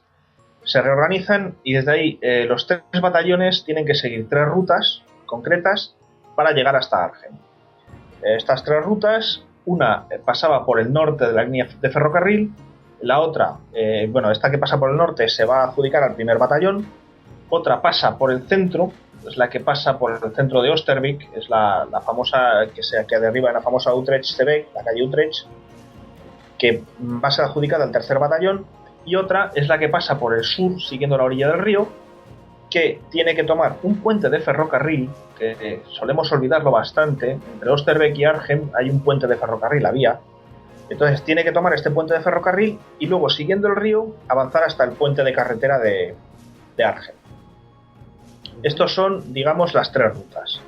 En estas rutas, por delante de todo, tenía que distribuirse la unidad de reconocimiento que venía en jeeps. Ya hemos comentado antes que buena parte de estos jeeps se perdieron y la unidad de reconocimiento perdió mucha de su efectividad. La idea es que la concentración de los paracaidistas es bastante rápida y se ponen en marcha por estas 3 rutas. ¿Qué es lo que sucede? Que el Kampfgruppe Kraft queda desplegado entre el ferrocarril en Wolfis, en la ruta norte, o sea, camino de la ruta norte, y se queda justo al borde de la ruta sur, en donde está la zona del Hotel Bilderberg, que es donde muchos aficionados conocerán la famosa foto del general Kusin muerto en un cruce, que era el comandante alemán de la ciudad de Arnhem. Pues es, digamos, donde queda el extremo sur del Kampfgruppe Kraft. Entonces, digamos que las rutas norte y centro se van a ver interrumpidas por esta unidad. ¿Quién es el que sale disparado? Pues Frost con el segundo batallón. El segundo batallón coge la ruta sur, salen bastante bien, encuentran muy poca presencia alemana y van progresando. El primer incidente es precisamente cuando llegan al puente de ferrocarril. Allí hay 4 soldados alemanes con 2 cañoncitos de flak que salen corriendo, pero debe de haber un quinto que le da a la manija y lo vuela. Con lo cual el puente de ferrocarril, digamos que se tacha de la lista de objetivos como volado. La unidad sigue caminando hacia Arnhem y siguiendo el río pues se van a colar. Prácticamente se cuelan. Esto no es un movimiento único. O sea, una de las compañías se quedará atrás en lo que es el pequeño puerto fluvial de Arnhem. Es decir, no pensemos que esto es llegamos y nos instalamos, sino que Frost va a ir dejando unidades detrás para ir asegurando un pequeño perímetro, ¿no? Digamos desde el puente hacia el oeste, que es de donde tienen que venir los demás paracaidistas y las tropas de refuerzo, pero allá por la mañana del día 18 ve que no llegan más tropas de refuerzo y va recogiendo estas tropas e integrándolas en su perímetro de Arnhem. Uh-huh. Una de las cosas que no tenemos que olvidar es que Frost tiene su segundo batallón, pero hay otro batallón, hay otra compañía que se cuela, que es principalmente la compañía C del tercer batallón. Es decir, esta unidad que iba por el centro, cuando se enfrentan al Kampfgruppe Kraft, pues este batallón se pierde, en realidad se cuela entre las líneas alemanas y acaba llegando al puente desde el norte, o sea, cruzando toda la ciudad de Argen. De hecho, lo harán durante la noche del 17 al 18, lo hacen desfilando, como si fuera una unidad alemana que va al frente, y consiguen engañar a los alemanes casi hasta el último momento. En el último momento los alemanes se dan cuenta de lo que hay y media compañía será capturada, y mientras que la otra media sí consigue llegar al puente. Entonces, bueno, pues en el puente no tenemos solo el segundo batallón, tenemos esta unidad, digamos, parte de la compañía C del tercero. Tenemos también una tropa de anticarros, tenemos tropas de suministros, está el cuartel general de la brigada paracaidista, llega también al puente. Es decir, digamos que a rebufo de Frost llegan todas una serie de unidades. ¿Qué es lo que demuestra Frost? Que se podía llegar al puente de Argen. Sí. Es un dato muy interesante, porque una de las pegas que se pone siempre a Market Garden es la distancia al puente. Pero lo cierto es que tropas inglesas consiguen llegar, con lo cual se podía. ¿Por qué no llegan más tropas inglesas? Pues no llegan más tropas inglesas. Yo creo que uno de los grandes inconvenientes fue el fallo de las radiocomunicaciones. Y los equipos de radio que llevaron los paracaidistas británicos a esta operación no funcionaron por muchísimos factores complejos, tanto de terreno como de diseño, como de manejo. Y Frost no pudo avisar a los otros dos batallones que tenían que seguir las otras dos rutas de que, señores, la ruta sur está libre. No, porque hubiera sido lo ideal que en ese momento estos dos batallones desengancharan de su zona de combate, retrocederan un poquito, giraran hacia el sur, que de hecho es lo que van a hacer a lo largo del día 18. O sea, a lo largo del día 18, tanto el primer batallón como el tercer batallón de la brigada paracaidista se van desplazando hacia el sur e intentan llegar al puente siguiendo la ruta que ha seguido Frost. Uh-huh. Lo que pasa es que los alemanes ya se lo saben, y entonces lo que es a la altura del puerto fluvial y del Hospital Santa Isabel van a crear un gollete, van a crear un auténtico tapón, que es donde se van a, pues ahí tenemos tropas del Kampfgruppe Spindler, tropas de la 21 y la 22 regimiento de granaderos acorazados de las SS, tenemos a la 280 brigada de cañones de asalto. En fin, los alemanes van a crear muy rápido un gollete ahí y lo van a convertir en un matadero. Entonces, bueno, va a ser una batalla durísima, va a ser una batalla además muy dura la del día 18, con un gran hándicap, y aquí sí la distancia a los puentes es importante, porque el primer día aterrizan dos brigadas británicas en, bueno, la distancia a los puentes y la falta de aviones de transporte. Yo creo que la falta de aviones de transporte es el gran hándicap de Market Garden en general y de la batalla de Argen muy en concreto. ¿Por qué? Porque la primera división aerotransportada no puede llegar en un solo bloque a su destino. Como no hay aviones de transporte, en parte gracias al general Browning, luego me lo recordáis si os cuento la anécdota, vale. No puede llegar en un bloque, y entonces se encuentran con que la primera brigada paracaidista marcha hacia Argen para tomar el puente, pero la primera brigada aerotransportada, por eso insisto en no confundirlas, uh-huh, se tiene que quedar vigilando las zonas de aterrizaje para cuando al día siguiente llegue la tercera brigada paracaidista. Uh-huh. ¿Cuál es el problema de esto? Pues que tenemos una brigada entera que se queda estática. Es decir, si toda la primera división aerotransportada hubiera aterrizado una vez y toda la división se hubiera puesto en marcha hacia el este, hacia Argen, pues el panorama hubiera cambiado mucho. Es decir, el Kampfgruppe Kraft, que es la primera unidad alemana que está allí, interrumpiendo el paso, no hubiera tenido la entidad proporcional que tuvo para detener a los dos batallones británicos, sino que se hubiera visto sumergido por una fuerza muy superior. Hubiera habido muchas más tropas circulando por la ruta sur, aunque solo sea un tercio más, pero las hubiera habido. En fin, hubiera cambiado mucho el panorama, ¿no? Entonces el gran error es este. Hablaba del general Browning porque el general Browning el general Browning la verdad es que es una figura un poco trágica, porque este hombre había pertenecido al cuerpo paracaidista desde el principio, pero solo lo habían dedicado a formar unidades paracaidistas, es decir, a entrenarlas, a prepararlas, pero no había ejercido mando en combate. Cuando se crea el primer ejército paracaidista, el mando se le da al general americano Middleton y él queda como deputy, o sea, segundo al mando del ejército. Queda un poco relegado. No, es el segundo al mando, es decir, es el sustituto, En el sistema americano, más que en el británico, se utilizaba mucho esto, servía para que si el general estaba en un punto caliente concreto, pues hubiera un segundo al mando que pudiera intervenir en otro punto. Si al general le pegaba un tiro o desaparecía, pues la cadena de mando estaba perfectamente establecida. De esto también va a sufrir la primera división aerotransportada británica, de no tener un segundo al mando, cuando a lo largo del 17-18 hasta mediados del 19 el general Urquhart desaparece y hay una serie de intercambios de opinión un tanto rudos entre dos de sus jefes de brigada para ver quién tiene el mando, porque Urquhart designó al que era, digamos, al que tenía menos antigüedad para que le sustituyera. Bueno, primero designó al general Lathbury, que mandaba la primera brigada paracaidista.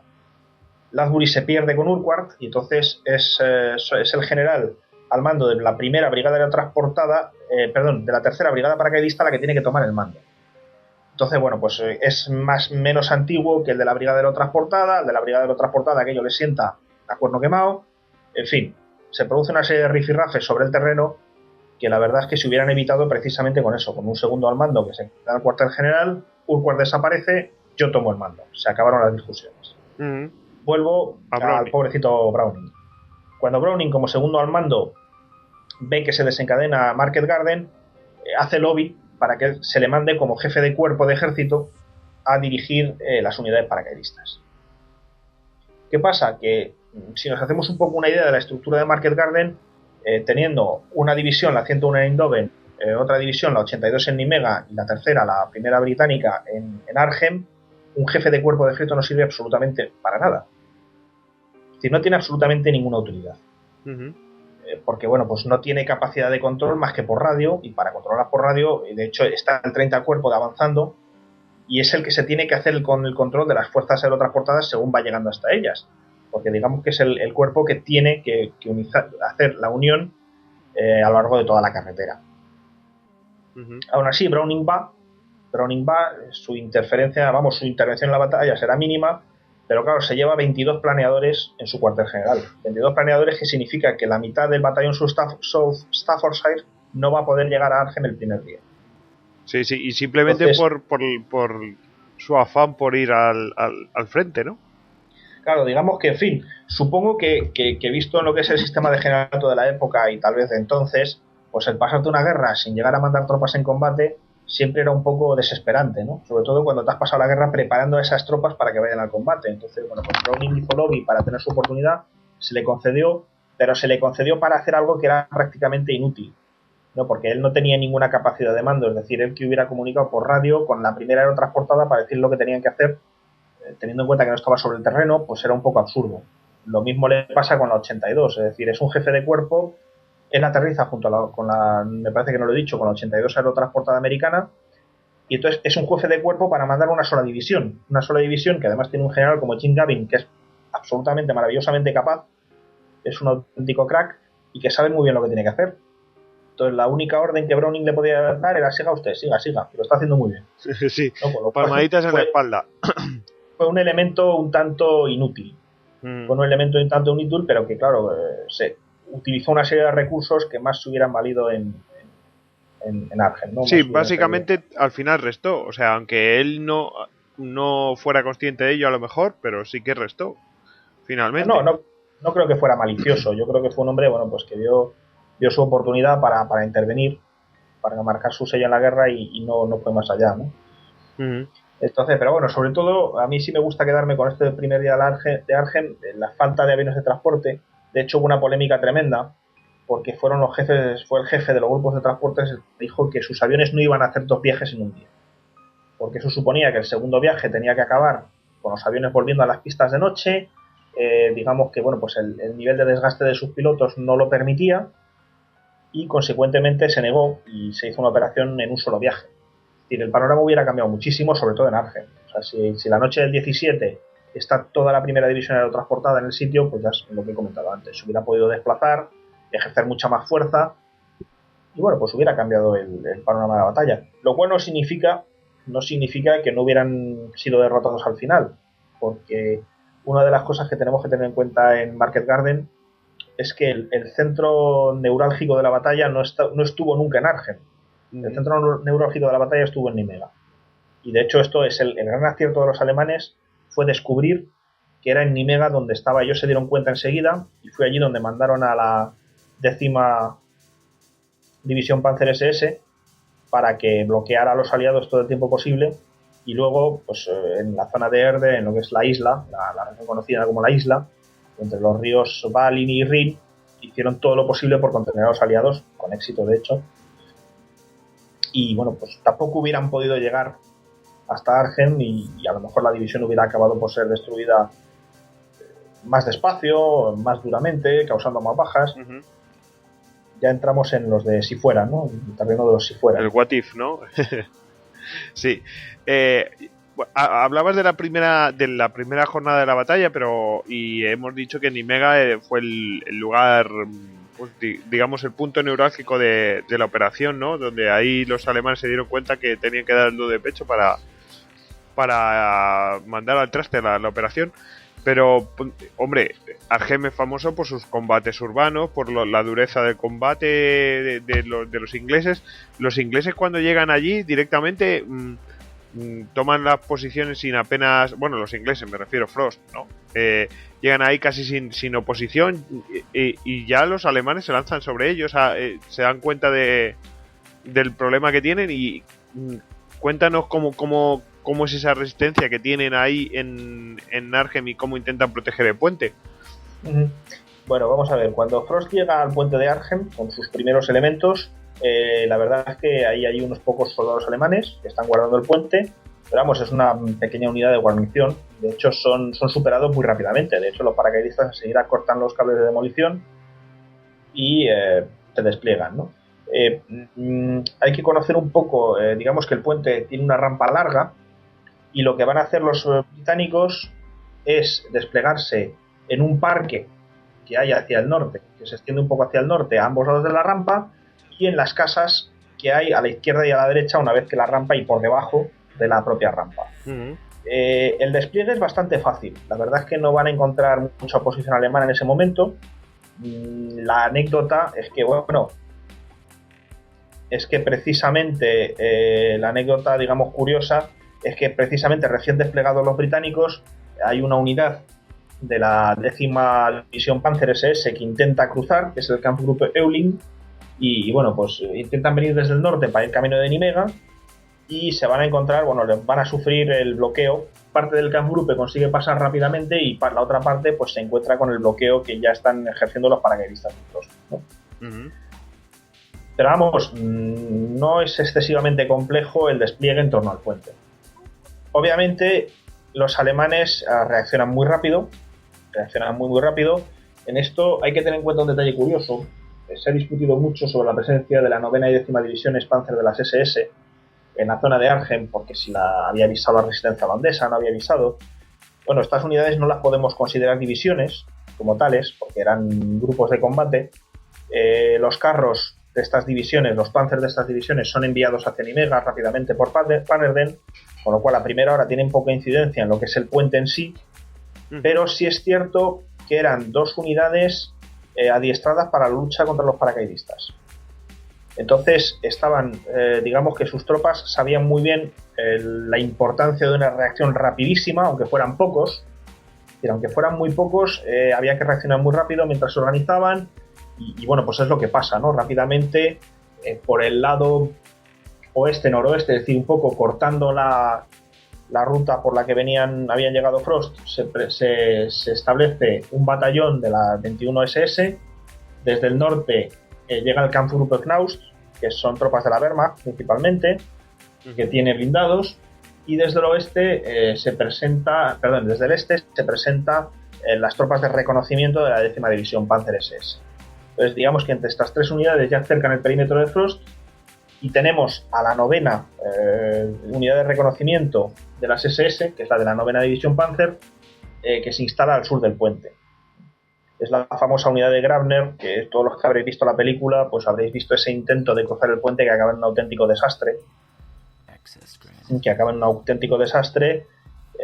Gracias sobre todo, pues como comentábamos antes, a las armas anticarro de que disponen los paracaidistas, ¿no? Uh-huh. Al Piat y a los cañones anticarro propiamente dichos, Me parece que llegan 3 o 4 hasta el puente de Argel. Que de hecho darán muchísimo trabajo a los blindados alemanes. Mencionabas la película. Vamos a recordar la película. ¿Cómo era? Ese puente lejano, ¿no? ¿Cómo era? Un puente lejano. Un puente lejano. Pues eso es una película clásica. Yo la verdad tengo que reconocer es que no la he visto, pero vamos. Que pues ya estás tardando, ¿eh? Vamos a poner deberes. Deberes, 31 años y todavía no he visto eso, madre mía. ¿Qué os parece? Además, esa es la dirige Attenborough, ¿no? Sir Richard Attenborough. Creo que sí, creo que es de él. Sí. Ya me suena. Está basada en el libro de Cornelius Ryan, que a mí me gusta siempre recalcar que Cornelius Ryan era periodista y no historiador. Uh-huh. Entonces, bueno, pues hay algunas de sus afirmaciones y de sus comentarios que se tienen que tomar con la debida cautela, ¿no? Que tienen más intención, me parece que tienen más intención de de animar la lectura del libro y de dar un poco de color que de hacer un análisis real de lo que sucedió, de cómo y de por qué.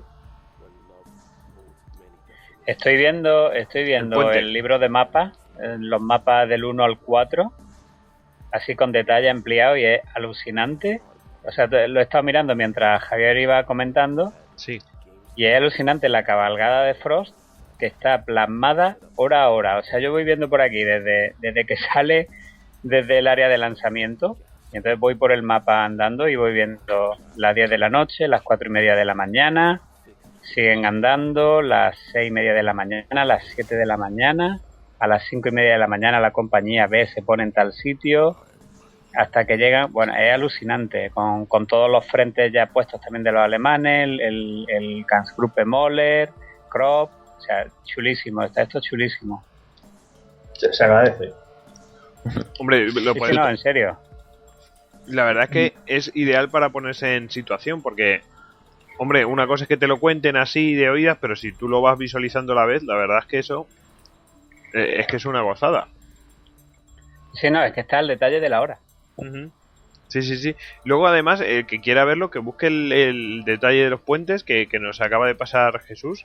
La verdad es que yo sí que me lo imaginaba así, pero ostras, es que el propio puente en sí es es como una mini fortaleza, ¿no? Porque tiene ahí un montón de... No es el típico puente, bueno, ya está, el puente, un lado y el otro y ya está. No, es que tiene una zona donde resguardarse abajo, luego tienes que proteger precisamente la parte inferior del puente y bueno, lo que dice Javi, o sea, tiene una serie de rampas para acceder al puente, es decir, el puente está elevado sobre lo que es la ciudad.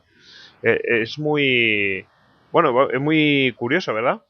De hecho, una de las partes de lucha más duras del día 19-20, sobre todo el 20, que es el último día, digamos que en la noche del 20 al 21, luego si queréis hablamos un poco de los dos puntos, los 2 días focales de toda la operación, que son el 19 y el 20.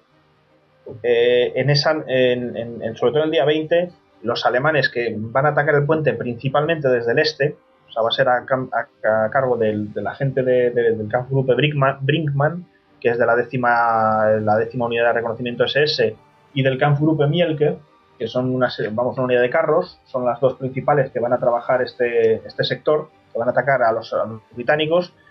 Uno de los intentos que hacen es de ir a minar los pilares del puente para volarlo. Ahí va a haber una lucha intensísima en la que los ingenieros alemanes colocan las cargas, los británicos contraatacan y las quitan, vuelven los ingenieros alemanes a colocarlas, en fin, va a haber un tuya mía en la que al final no van a conseguir volar los pilares, pero vamos, ahí debajo del puente va a ser una de las zonas más cruentas de la batalla. Sí, o sea, yo animo a que busquen las fotos del puente, es muy... La verdad es que es muy curioso. Bueno, no es un puente, el típico puente, ¿no? De hormigón y de acero, pero digamos que uno se lo imagina perfectamente, que van a ir los ingenieros, uno llegan, otros se lo quitan, es un tuya mía. Pero claro, eso al final corría en contra de los británicos. Digamos, dime. A primera hora del 21 la unidad de Frost se rinde básicamente por falta de municiones, por falta de espacio para combatir. El perímetro se va encogiendo de tal modo que llega un momento que cada posición prácticamente recibe fuego desde delante, desde detrás y de los lados. Entonces aquello ya no tiene sentido. No es viable. Claro. No hay zonas de cobertura y entonces lo único que queda es el matadero y yo creo que hay que reconocer, de hecho Frost está herido, no es él el que toma la decisión última. O sea, me parece que a mediados del día 20 él es herido y pasa a la enfermería. Digamos que bueno, la batalla pasa a ser controlada por Gog, que era el jefe de la unidad de reconocimiento, esa que se había quedado sin jeeps de la que hablábamos al principio, pero que sí se cuela llega con unos cuantos jeeps, digamos, en el avance inicial de Frost. Es el que acompaña la ruta sur y consigue llegar al puente con Frost. Uh-huh. Pues, y finalmente, bueno, rinde la posición. Yo creo que es una de las cosas. También se puede hacer un programa interesante sobre rendiciones honrosas, ¿no? Llega un momento en que la batalla no tiene sentido más que provocar el matadero, y es el momento a veces también de entregar la posición y de, bueno, pues de vivir para luchar en otra guerra. Uh-huh. Ahí hablabas de que van perdiendo posiciones, cada vez el perímetro es menor. Yo estoy viendo las fotos de precisamente pues eso, del puente, y ves la situación de la ciudad. Cuando uno, ya hablo de formas de combate urbano, ¿no? Realmente me imagino que no estarían solamente apostados en el puente, sino que tomarían los edificios de alrededor, intentarían defender explícanos un poco esa manera de combatir, o cualquiera de vosotros, porque yo creo que no es exclusivo de esto.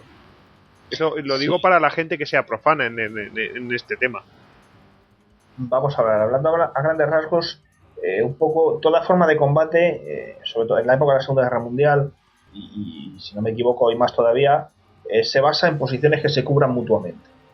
Pero una de las cosas que solemos ver en la película es como el ametrallador dispara hacia adelante y va girando a izquierda y derecha su ametralladora para matar a los enemigos, ¿no? Esto lo que provoca es una dispersión de las balas que hace que pierdan efectividad. Lo ideal es que el ametrallador dispare de flanco y cree una línea continua de balas que el enemigo tenga que cruzar para llegar a su objetivo.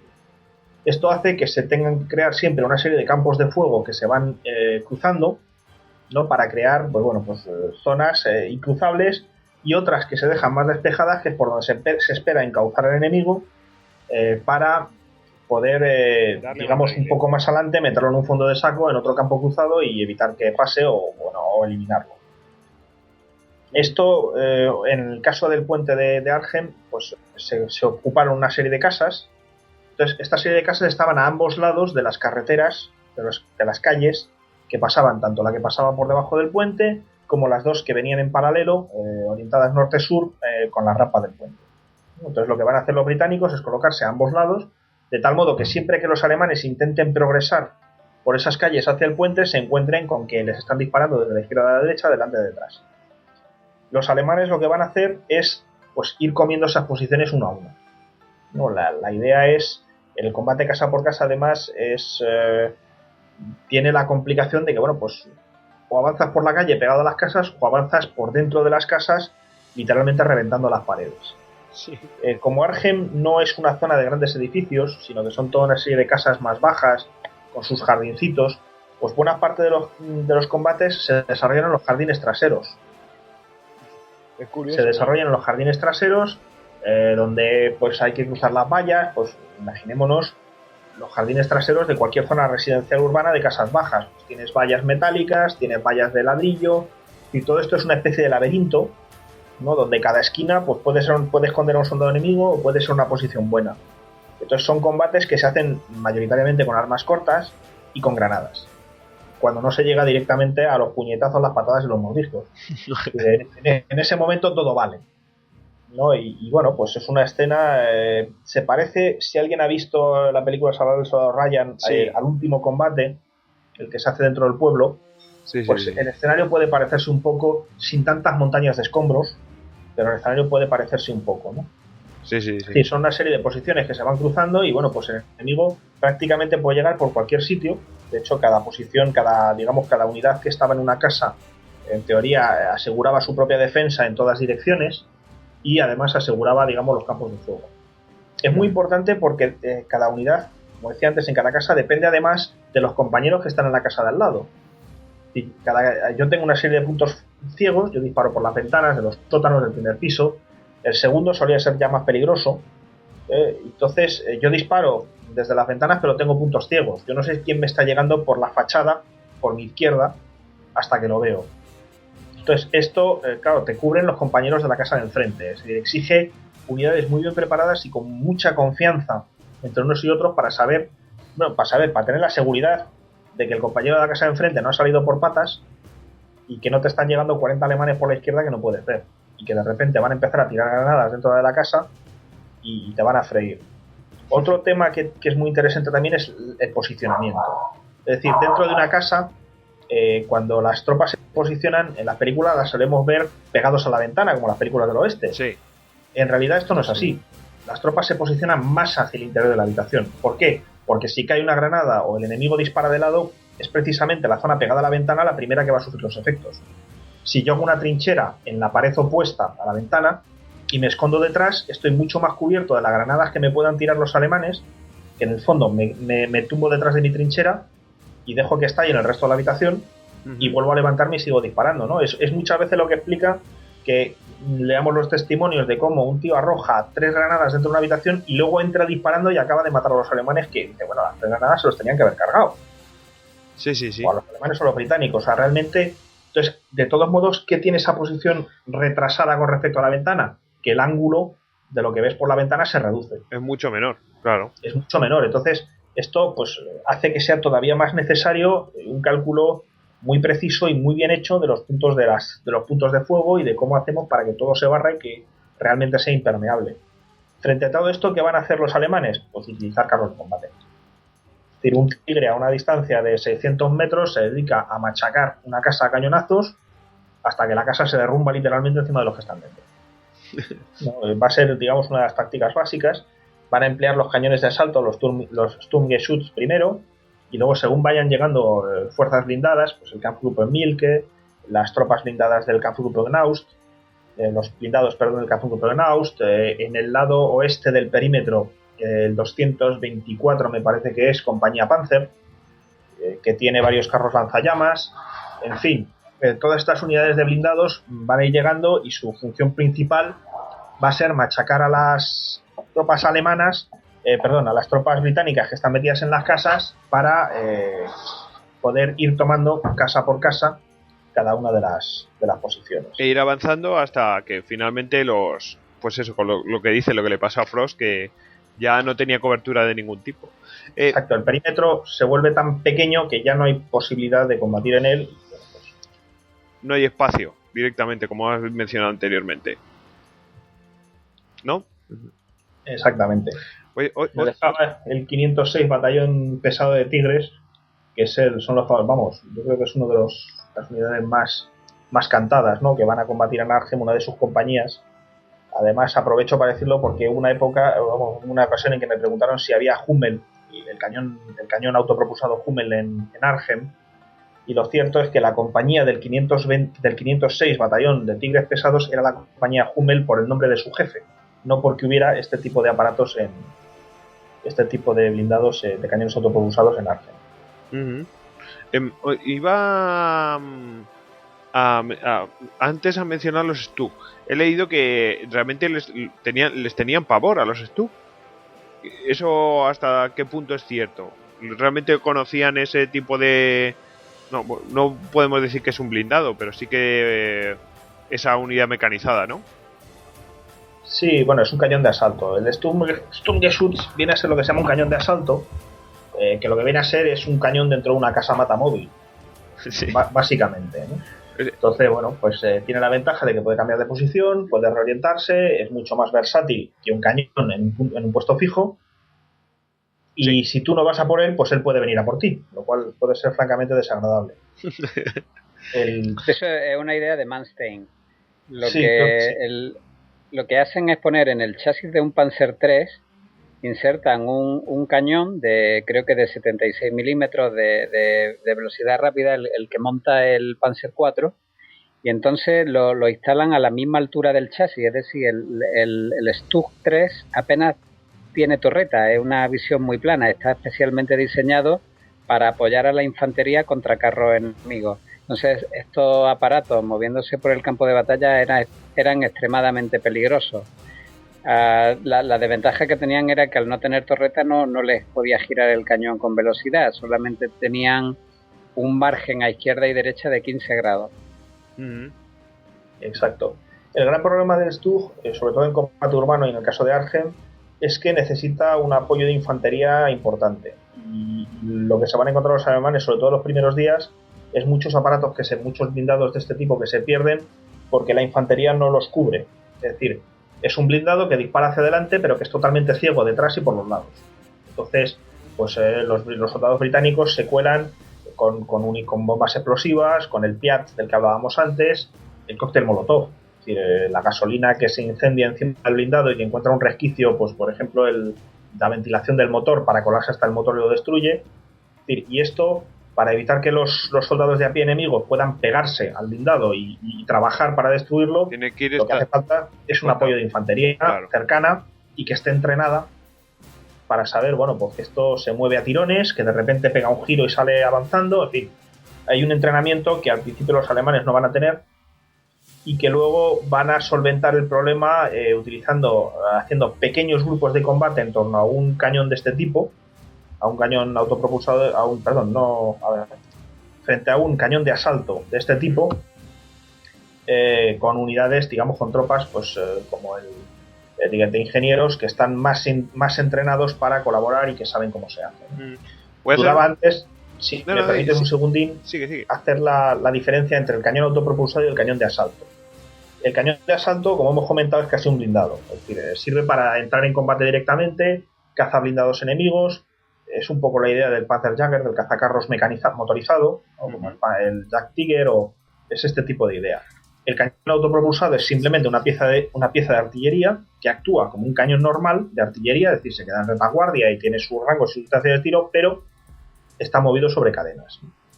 Es decir, tiene su propio motor para trasladarse y no necesita de un tractor de artillería que lo enganche y que se lo lleve de un sitio a otro. Ajá.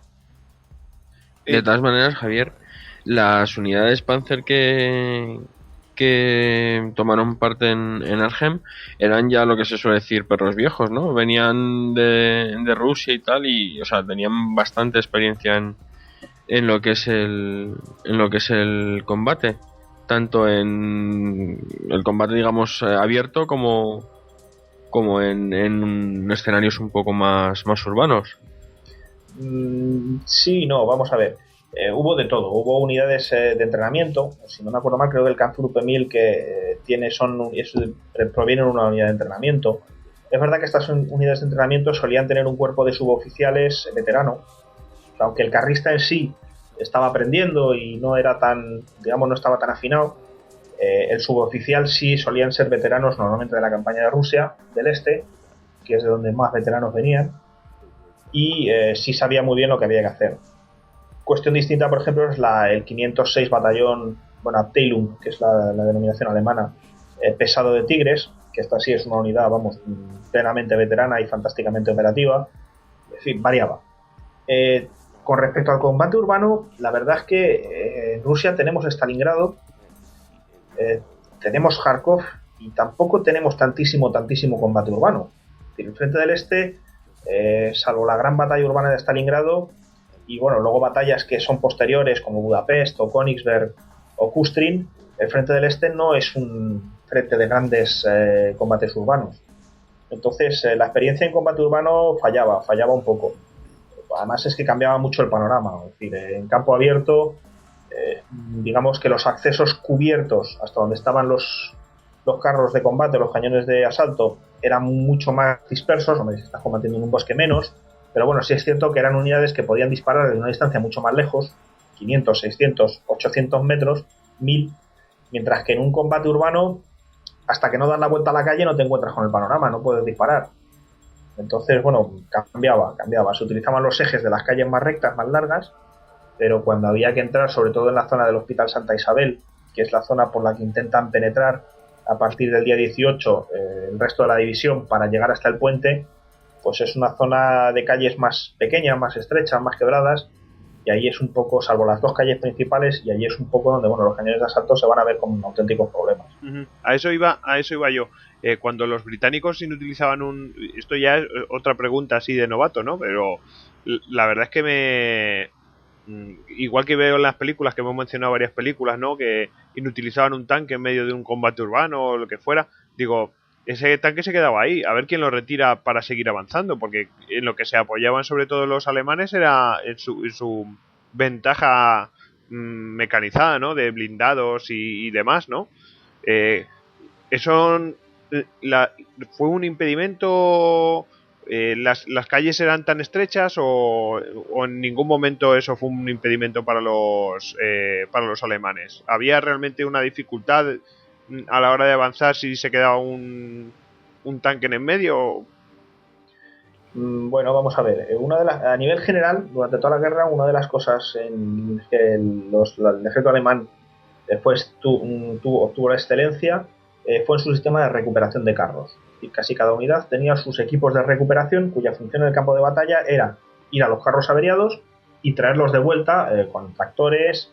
Normalmente solían estar equipados con unos tractores especiales, traerlos de vuelta hacia los talleres, como vimos detrás del frente, en el para de que Tigres, pudieran ¿no? ser reparados. Como vimos en el de Tigres, en el Listocar de Tigres. Exactamente. Igual, sí. Exactamente. En caso de que no tuviéramos un tractor a mano, se podía utilizar otro carro del mismo tipo para tirar, para engancharlo y tirar y sacarlo, con lo cual esto siempre era posible. Es verdad que en una zona urbana como la de Argen, donde el frente, digamos, avanzaba y retrocedía, pues podías tener un carro de combate o un cañón de asalto averiado que se quedaba detrás de las líneas enemigas. Lo cierto es que en general había poco uso. Es decir, los británicos no se conoce en Argen de ningún caso en que los británicos se hicieran con el control de un blindado alemán y lo emplearan contra los alemanes, ¿no? En general se quedaba ahí hasta que los alemanes volvían a avanzar y entonces lo recuperaban o no. También dependía de la avería, del nivel de avería que tenía el blindado. Sí, pero me refiero más a la hora de un tanque que estuviera ahí, pues eso, abatido y que supusiera un estorbo a la hora de seguir avanzando, porque los alemanes de hecho llegan a un momento que dicen, oye, tienes 24 horas para recuperar a Argen. Llegan vamos, el general, ¿cómo se llamaba? Lo siento, se me ha ido de la cabeza, el que estaba al mando de las operaciones alemanas.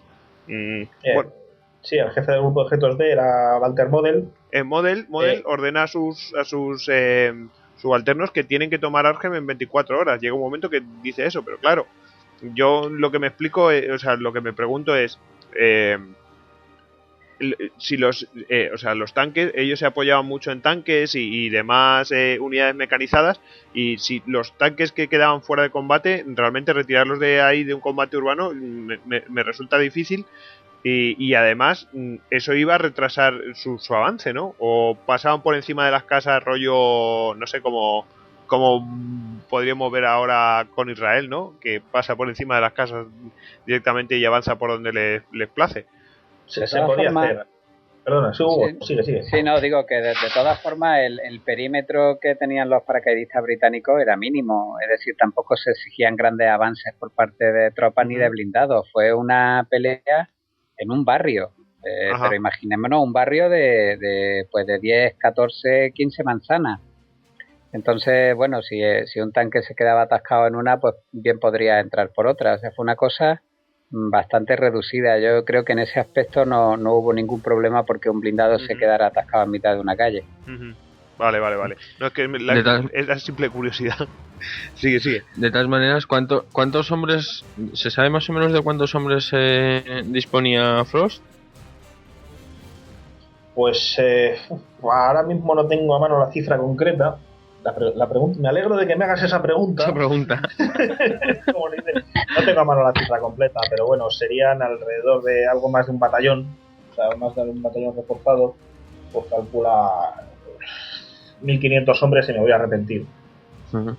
Vale, claro, te lo digo porque he estado, o sea, el Kampfgruppe de Bonteto, según, perdón por mi alemán, ante todo, según estuve echando yo ayer cuentas, estaba compuesto por casi 10.000 hombres, o sea, es que me quedé, o sea, dije, sí. no puede ser, o sea, es una proporción de 10-1. Sí, pero ahora te la voy a devolver. Bontetau no se peleó nunca con Frost porque Bontetau ataca el perímetro desde el oeste y entonces se llega a enfrentar al resto de la división, combate contra todo el lado oeste del perímetro de Osterbeek, pero no llega a entrar en Argen. Digamos que depende de Spindler, del Kampfgruppe. Bueno, Spindler es el que ataca al grosso de la división aerotransportada desde el este y digamos que todo este sector queda bajo el control de la 9ª División Panzer SS. Por cierto, que he oído por ahí que la 10ª y la 9ª Panzer SS habían tenido entrenamiento en la lucha contra paracaidistas desde que estuvieron en Normandía. Exacto. Sí, o sea que fue un más a más todavía en el sino de la Primera Británica, ¿no? Sí, desgraciadamente fueron a topar, digamos, con unidades preparadas para enfrentarse. Preparación que básicamente consistía en reaccionar con rapidez, como comentaba antes. Eran unidades que enseguida, digamos, estaban distribuidas en pequeñas compañías de alarma o pequeñas unidades de alarma. Entonces, estas unidades de alarma, en cuanto alguien gritaba paracaidistas, se armaban, se equipaban y salían a toda velocidad hacia donde sonaran los tiros. La antigua técnica decimonónica de hacia el sonido de la batalla, pues realmente es lo que hacían, ¿no? Y una vez allí, la grandísima versatilidad que tenían los alemanes para organizar grupos de combate se ponía en marcha y entonces se ponían a disposición del oficial, si lo encontraban, del oficial más cercano, y si no, el oficial al mando de esa unidad pues iba combatiendo contra el enemigo, organizaba una zona de despliegue, buscaba ver qué amigos tenía a la izquierda y a la derecha. Si no los tenía, como le pasa al Kampfgruppe Kraft durante la noche del 17 al 18, se retiraban. O sea, la unidad de Kraft es prácticamente cercada, precisamente por el batallón británico que avanza por la ruta centro y el que avanza por la ruta norte, y durante la noche se retira a una posición más atrás, ya digamos anclando sus flancos con otras unidades alemanas que ya han ido llegando. Pero para eso eran extraordinariamente versátiles, era algo admirable y es lo que les permite las grandes recuperaciones que protagonizan durante la guerra. Es precisamente lo que Montgomery, bueno, lo que los jefes aliados en general no se esperaban. Esperaban una resistencia menor porque no estaban esperaban que no estuvieran tan preparados como después estuvieron. Hugo, de hecho, en el Histocast de Market Garden destaca eso. Realmente te declaraste admirador de esa versatilidad que tienen, ¿no? Sí, realmente por utilizar algún tipo de símil es como si estás persiguiendo a un tío para pegarle una paliza y, hombre, no te esperas que el tío se dé la vuelta de golpe. Pues los alemanes lo que eran capaces era de dar la vuelta a un brazo, luego una pierna, luego la cabeza, luego al tronco, y cuando te quieres dar cuenta el tío se ha dado la vuelta y te está pegando una paliza a ti. Sí. Bueno, si queréis podemos seguir con la batalla, con lo que prefiráis, o ya pasamos a la rendición de Frost y luego lo que es la Operación Berlín, que no sé cuánto pudieron rescatar ahí. Vamos a ver, sí, a mí sí me gustaría hacer un pequeño comentario sobre lo que es el punto focal de Market Garden, que son los días 19 y 20. Sobre todo en el sector de la primera división aerotransportada británica, el día básico es el 19. Bueno, como hemos comentado, el 17 aterrizan las dos brigadas, el 18 llega la tercera brigada paracaidista, y entonces la división ya por fin entera se pone en marcha hacia el oeste. El 18 ya mientras llega la tercera brigada paracaidista, toda la primera brigada paracaidista se ha ido concentrando sobre la ruta sur. Han ido trayendo algunos elementos de la brigada aerotransportada, por ejemplo los South Staffordshire, el batallón South Staffordshire, y están intentando abrirse camino en la zona del Hospital Santa Isabel. Ahí es donde se producen probablemente las batallas más duras, y digamos que el tercer y el primer batallón paracaidista van a ser machacados, o sea, los alemanes los van a machacar, y entonces se prepara un gran asalto para el día 19. El día 19 las tropas de la tercera, no es la tercera, es la cuarta brigada paracaidista, la segunda que salta, ya me he liado yo. Hacemos fe de ratas, es la cuarta brigada paracaidista. Entonces, las tropas de esta brigada, junto con elementos de la brigada aerotransportada, van a intentar abrirse camino hacia Argen por el norte del ferrocarril, y las tropas de la primera brigada paracaidista, también apoyadas por elementos de la brigada aerotransportada, van a intentar abrirse por la orilla del río Rin. El 19 es el día más duro. O sea, realmente es cuando los alemanes bloquean cualquier intento de reforzar el puente, es ese día. A partir de ahí, los británicos, el resto de la división se va a ir retirando hacia el perímetro de Austerlitz. De hecho, hay un momento muy duro porque todas las tropas que están al norte del ferrocarril, el ferrocarril lo pueden cruzar las tropas a pie sin problemas, pero solo hay 3 puntos de cruce para los vehículos, o sea, los jeeps, todos los transportes de munición y todo eso, y estos 3 puntos de cruce, en el momento en que se decide retirar las tropas que están al lado del ferrocarril, 2 están en manos alemanas y el tercero no lo conocen, con lo cual hay un momento, hay una serie de combates en torno a Wolfis por el túnel. En el punto de cruce este ni lo van a intentar, aunque se encontrarán en un momento dado que los alemanes lo han abandonado, y encontrarán un tercero más o menos a medio camino, un poco tirando hacia la izquierda según se ve el mapa, por donde pasará muchísimos coches, bueno, se monta un atasco fenomenal, conseguirán retirarse, pero va a ser una auténtica suerte. Y son las tropas que, bueno, van a formar la parte norte del perímetro de Osterbeek. A partir de ahí, bueno, pues tenemos los ataques contra el puente el día 20, y a primera hora del 21 la unidad del puente se rinde. Ya pues 21, 22, 23, 24 y 25 son los 5 días de combates en el perímetro de Osterbeek, que es, digamos, la gran resistencia de la división, mientras por el sur están llegando las tropas del 30 Cuerpo. Es interesante porque el día 19 coincide con los primeros ataques de la 82 aerotransportada contra Nimega, ¿no? Que viene a ser el momento en que la operación está en juego, está en la balanza. Y bueno, pues el 19 no van a conseguir tomar Nimega los americanos. El 20 es cuando en el sector de Nimega se produce el momento crítico, porque coincide el famoso cruce del río de los paracaidistas americanos de Cook. Cruzan el río en lanchitas para llegar a la orilla norte y tomar los puentes de Nimega desde el norte, con el ataque dentro de la ciudad y con un ataque alemán desde el oeste contra los altos de Grossbeck. Es decir, ahí en ese momento la 82 aerotransportada, ya con elementos del 30 Cuerpo, porque ya ha llegado hasta ellos, es cuando sufre la mayor presión y cuando, digamos, que vuelve a estar toda la operación en la balanza, porque los alemanes llegan hasta un pueblecito en el extremo sur de su ataque, llegan hasta un pueblecito que se llama Muck, que es el que está muy cerca del puente que cruza el canal del Mosa, del Vaal, perdón. Entonces, ese puente es vital para toda la comunicación y los alemanes están a punto de llegar a él. Finalmente, todo se resuelve positivamente para los aliados, se consigue cruzar el puente, el 20 por la noche se toman los puentes de Nimega, y es cuando tiene lugar la famosa escena en la que los carlistas británicos se paran a tomar té y no siguen avanzando, ¿no?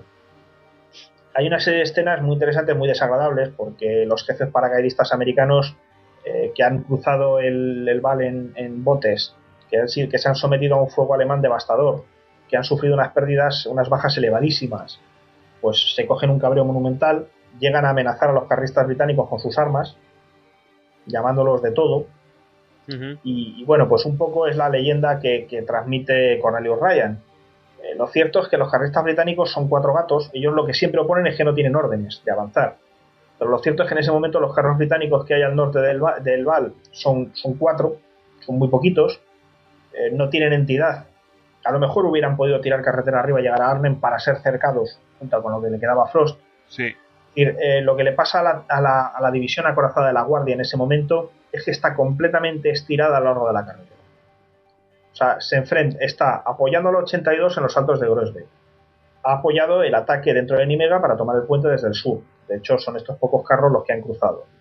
Está defendiendo en Muck, sobre todo, el pueblecito del que hablaba antes, están defendiendo el puente de Heumen con uñas y dientes, porque es vital, es uno de los puentes vitales. Es un canal muy pequeñito, pero es uno de los puentes por los que pasa todo. Más al sur hay unidades de la división de guardia que se han tenido que quedar apoyando la 101 aerotransportada. O sea, no tenemos que olvidar que en los días siguientes el sector de la 101 aerotransportada, los alemanes van a cortar la carretera 2 veces. Una de ellas va a ser entre el 22 y el 23, la cortan durante 25 horas, y otra del 24 al 26, donde van a cortar la carretera durante día y medio. Esa carretera por la que pasan todos los suministros de la división de guardia, por donde ha pasado ya la 43 División Wessex, que es la que va a combatir entre Nimega y Arnhem para llegar hasta donde están, a la orilla sur del Rin, donde están los paracaidistas británicos, y que, bueno, pues son 2 divisiones más todos los servicios que se encuentran con sus líneas de suministro cortadas repentinamente. Digo, todos los problemas que tienen los británicos una vez que han tomado Nimega es que no tienen munición. Una de las razones por las cuales esos carros no tiran para adelante a ver qué hay era la escasez de munición. Es decir, se había creado una de estas situaciones tácticas en la que el enemigo no tiene defensores, pero el atacante no tiene capacidad de ataque para aprovecharse de esa situación, ¿no? La logística también juega, y bueno, pues los alemanes en este sentido, yo siempre me gusta defender que los verdaderos culpables de que Market Garden fracasara fueron los alemanes, por la rapidez con la reaccionaron, porque supieron encontrar muy bien los puntos neurálgicos de la penetración británica y poner todas las trabas posibles. Bueno, Hugo quería comentar una anécdota, ¿no? Sí, con relación a lo que estaba comentando Javier del 30 Cuerpo de Ejército y del avance hacia los puentes, Kenneth Maxey, que es un veterano del Royal Tank Regiment desde 1941 y que es un afamado historiador militar, cuenta una anécdota, quizás sea apócrifa, donde dice que un paracaidista que regresaba a pie de la derrota de Argen pues se encuentra a un carro de una unidad de la Guardia de Dragones que había estado entre las fuerzas de socorro que luchaban por llegar justo a donde estaba la división asediada. Y entonces les petó: ¿dónde habéis estado?, preguntó el malhumorado y cansado paracaidista, y le contestó el comandante de carro: escucha, compañero, hemos estado aquí desde el día de, no solo el maldito domingo. Es decir, no sé si será apócrifa, pero bueno, también refleja un poco el pensamiento de la gente del 30 Cuerpo, ¿no? Que son los que llevan todo el peso desde que desembarcan en el sector británico en Normandía. Sí. Es el cuerpo británico que se encarga de ir avanzando a lo largo, o sea, primero de romper y luego de ir avanzando hacia arriba hasta llegar a Nimega, ¿no? Como que no se sentían tampoco ninguneados, ¿no? Que llevaban allí toda la guerra, como si como si lo estuvieran esperando, ¿no? Y sin embargo, a lo mejor los paracaidistas habían caído ese domingo solamente, habían intervenido ese domingo. Exactamente, sobre todo por ver los dos puntos de vista, ¿no? Aunque quizás sea apócrifa, pero bueno, por lo menos. No, es totalmente reveladora de la situación en la que estaba el 30 Cuerpo. De hecho, van a seguir dándoles caña. El problema que tienen los británicos en este momento es que no les quedan tropas, o sea, no les quedan reemplazos, con lo cual tienen que tirar de lo que tienen y no les va a quedar más remedio que bueno, pues seguir empleando los mismos soldados veteranos una y otra vez para ir llevando a cabo sus acciones.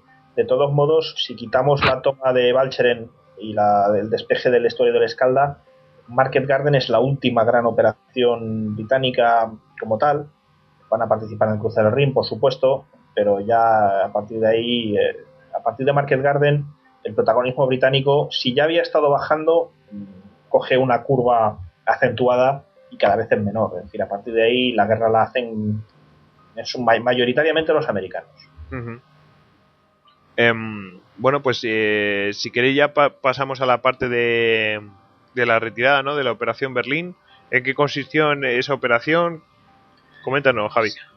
Sí, vamos a ver. A partir del día 24, es decir, bueno, tenemos la llegada de la brigada polaca el día 22, si no me equivoco, y a partir del día 24 ya se toma, digamos que hasta entonces se había pensado en cruzar el Rin hacia el norte para ir a reforzar el perímetro de Osterbeek, y bueno, pues si no hemos tomado el puente de Argen, vamos a ver si conseguimos establecer una cabeza de puente al norte del Rin y construimos un puente de ingenieros con los ingenieros.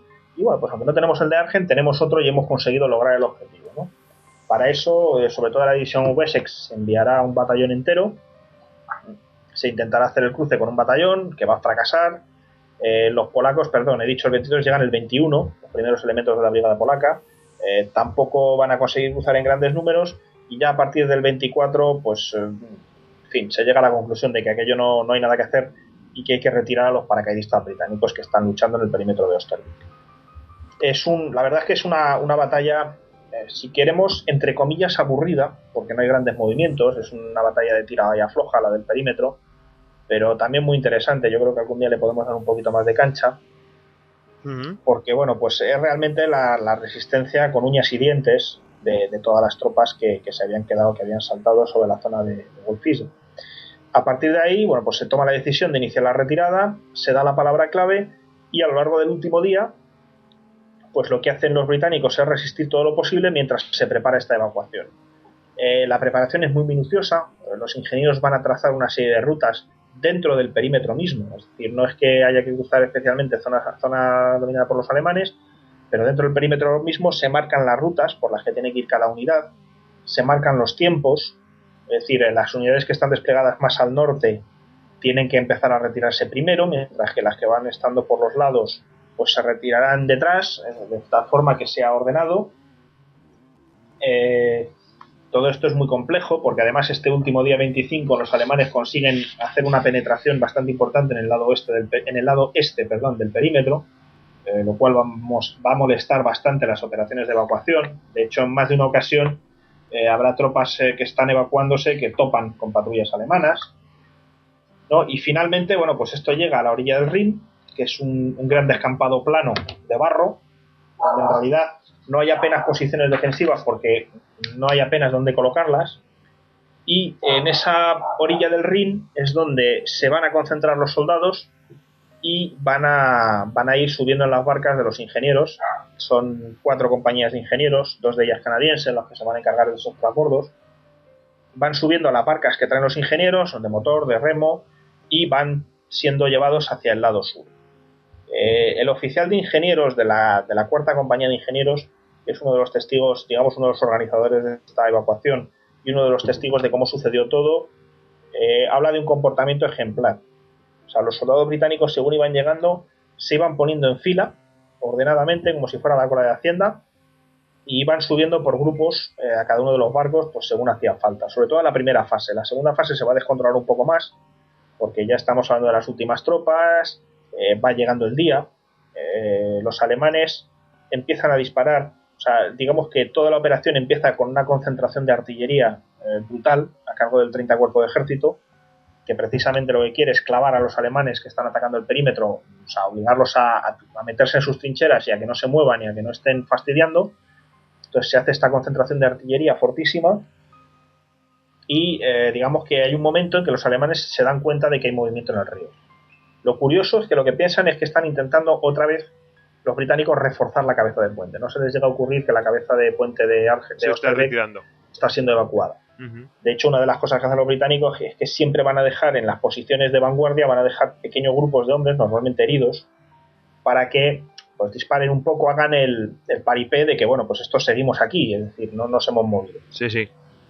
Y la verdad es que la operación va a ser un éxito bastante importante.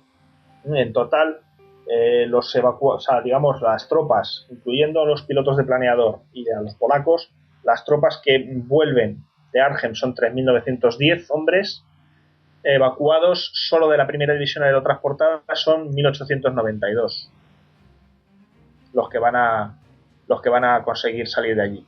Uh-huh. Faltan, o sea, en esta cifra nos faltan los polacos que habían cruzado hacia el norte, nos faltan los pilotos, servicios de suministro, etcétera, etcétera, etcétera. Vamos, se van a dejar a bastante poca gente en el lado norte del río, unos 300, 400 personas me parece. O sea que en ese sentido la operación Berlín sí que funcionó bien. Funcionó bien dentro de lo que es pues una evacuación, ¿no? Desgraciadamente no lo podemos, lo comparábamos, hablábamos al principio de Dunkerque, obviamente no lo podemos comparar aunque solo sea por el número de tropas. Uh-huh.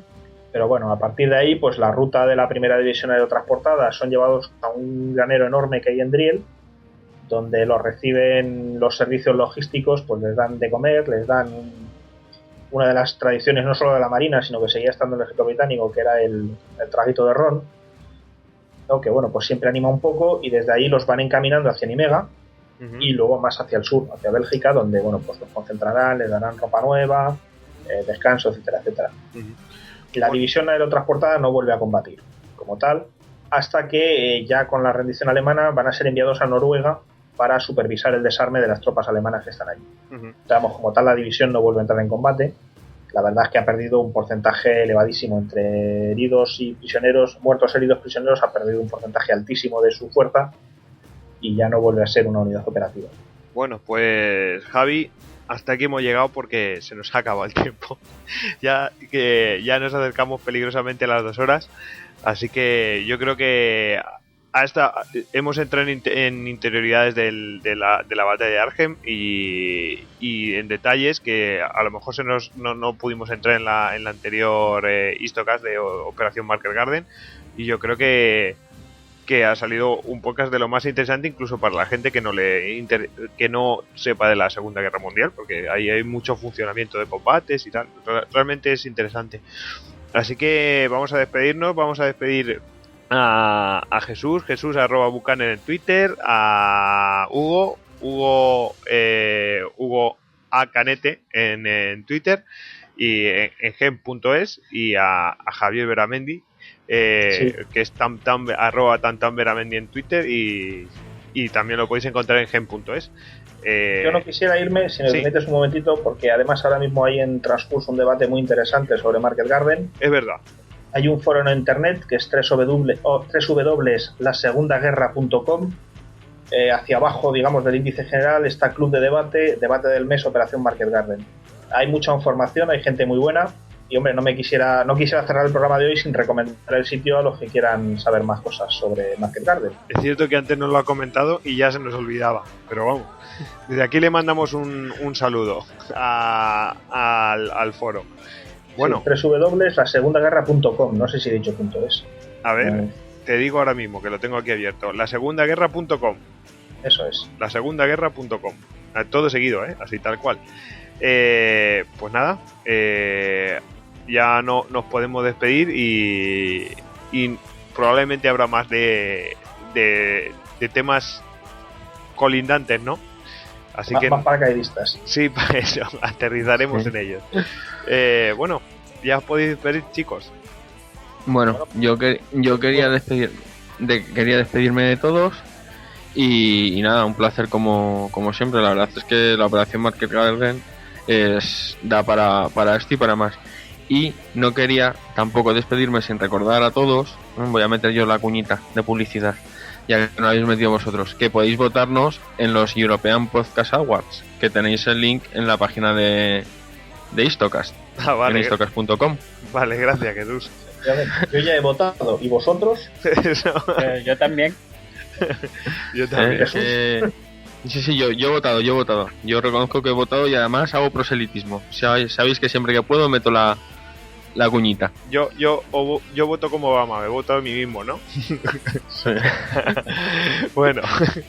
Es importante que por lo menos tengas un voto. Sí, eso es verdad. Ya por lo menos aquí tenemos 4, ¿no? En fin. Yo he dicho a quién he votado. Por lo menos.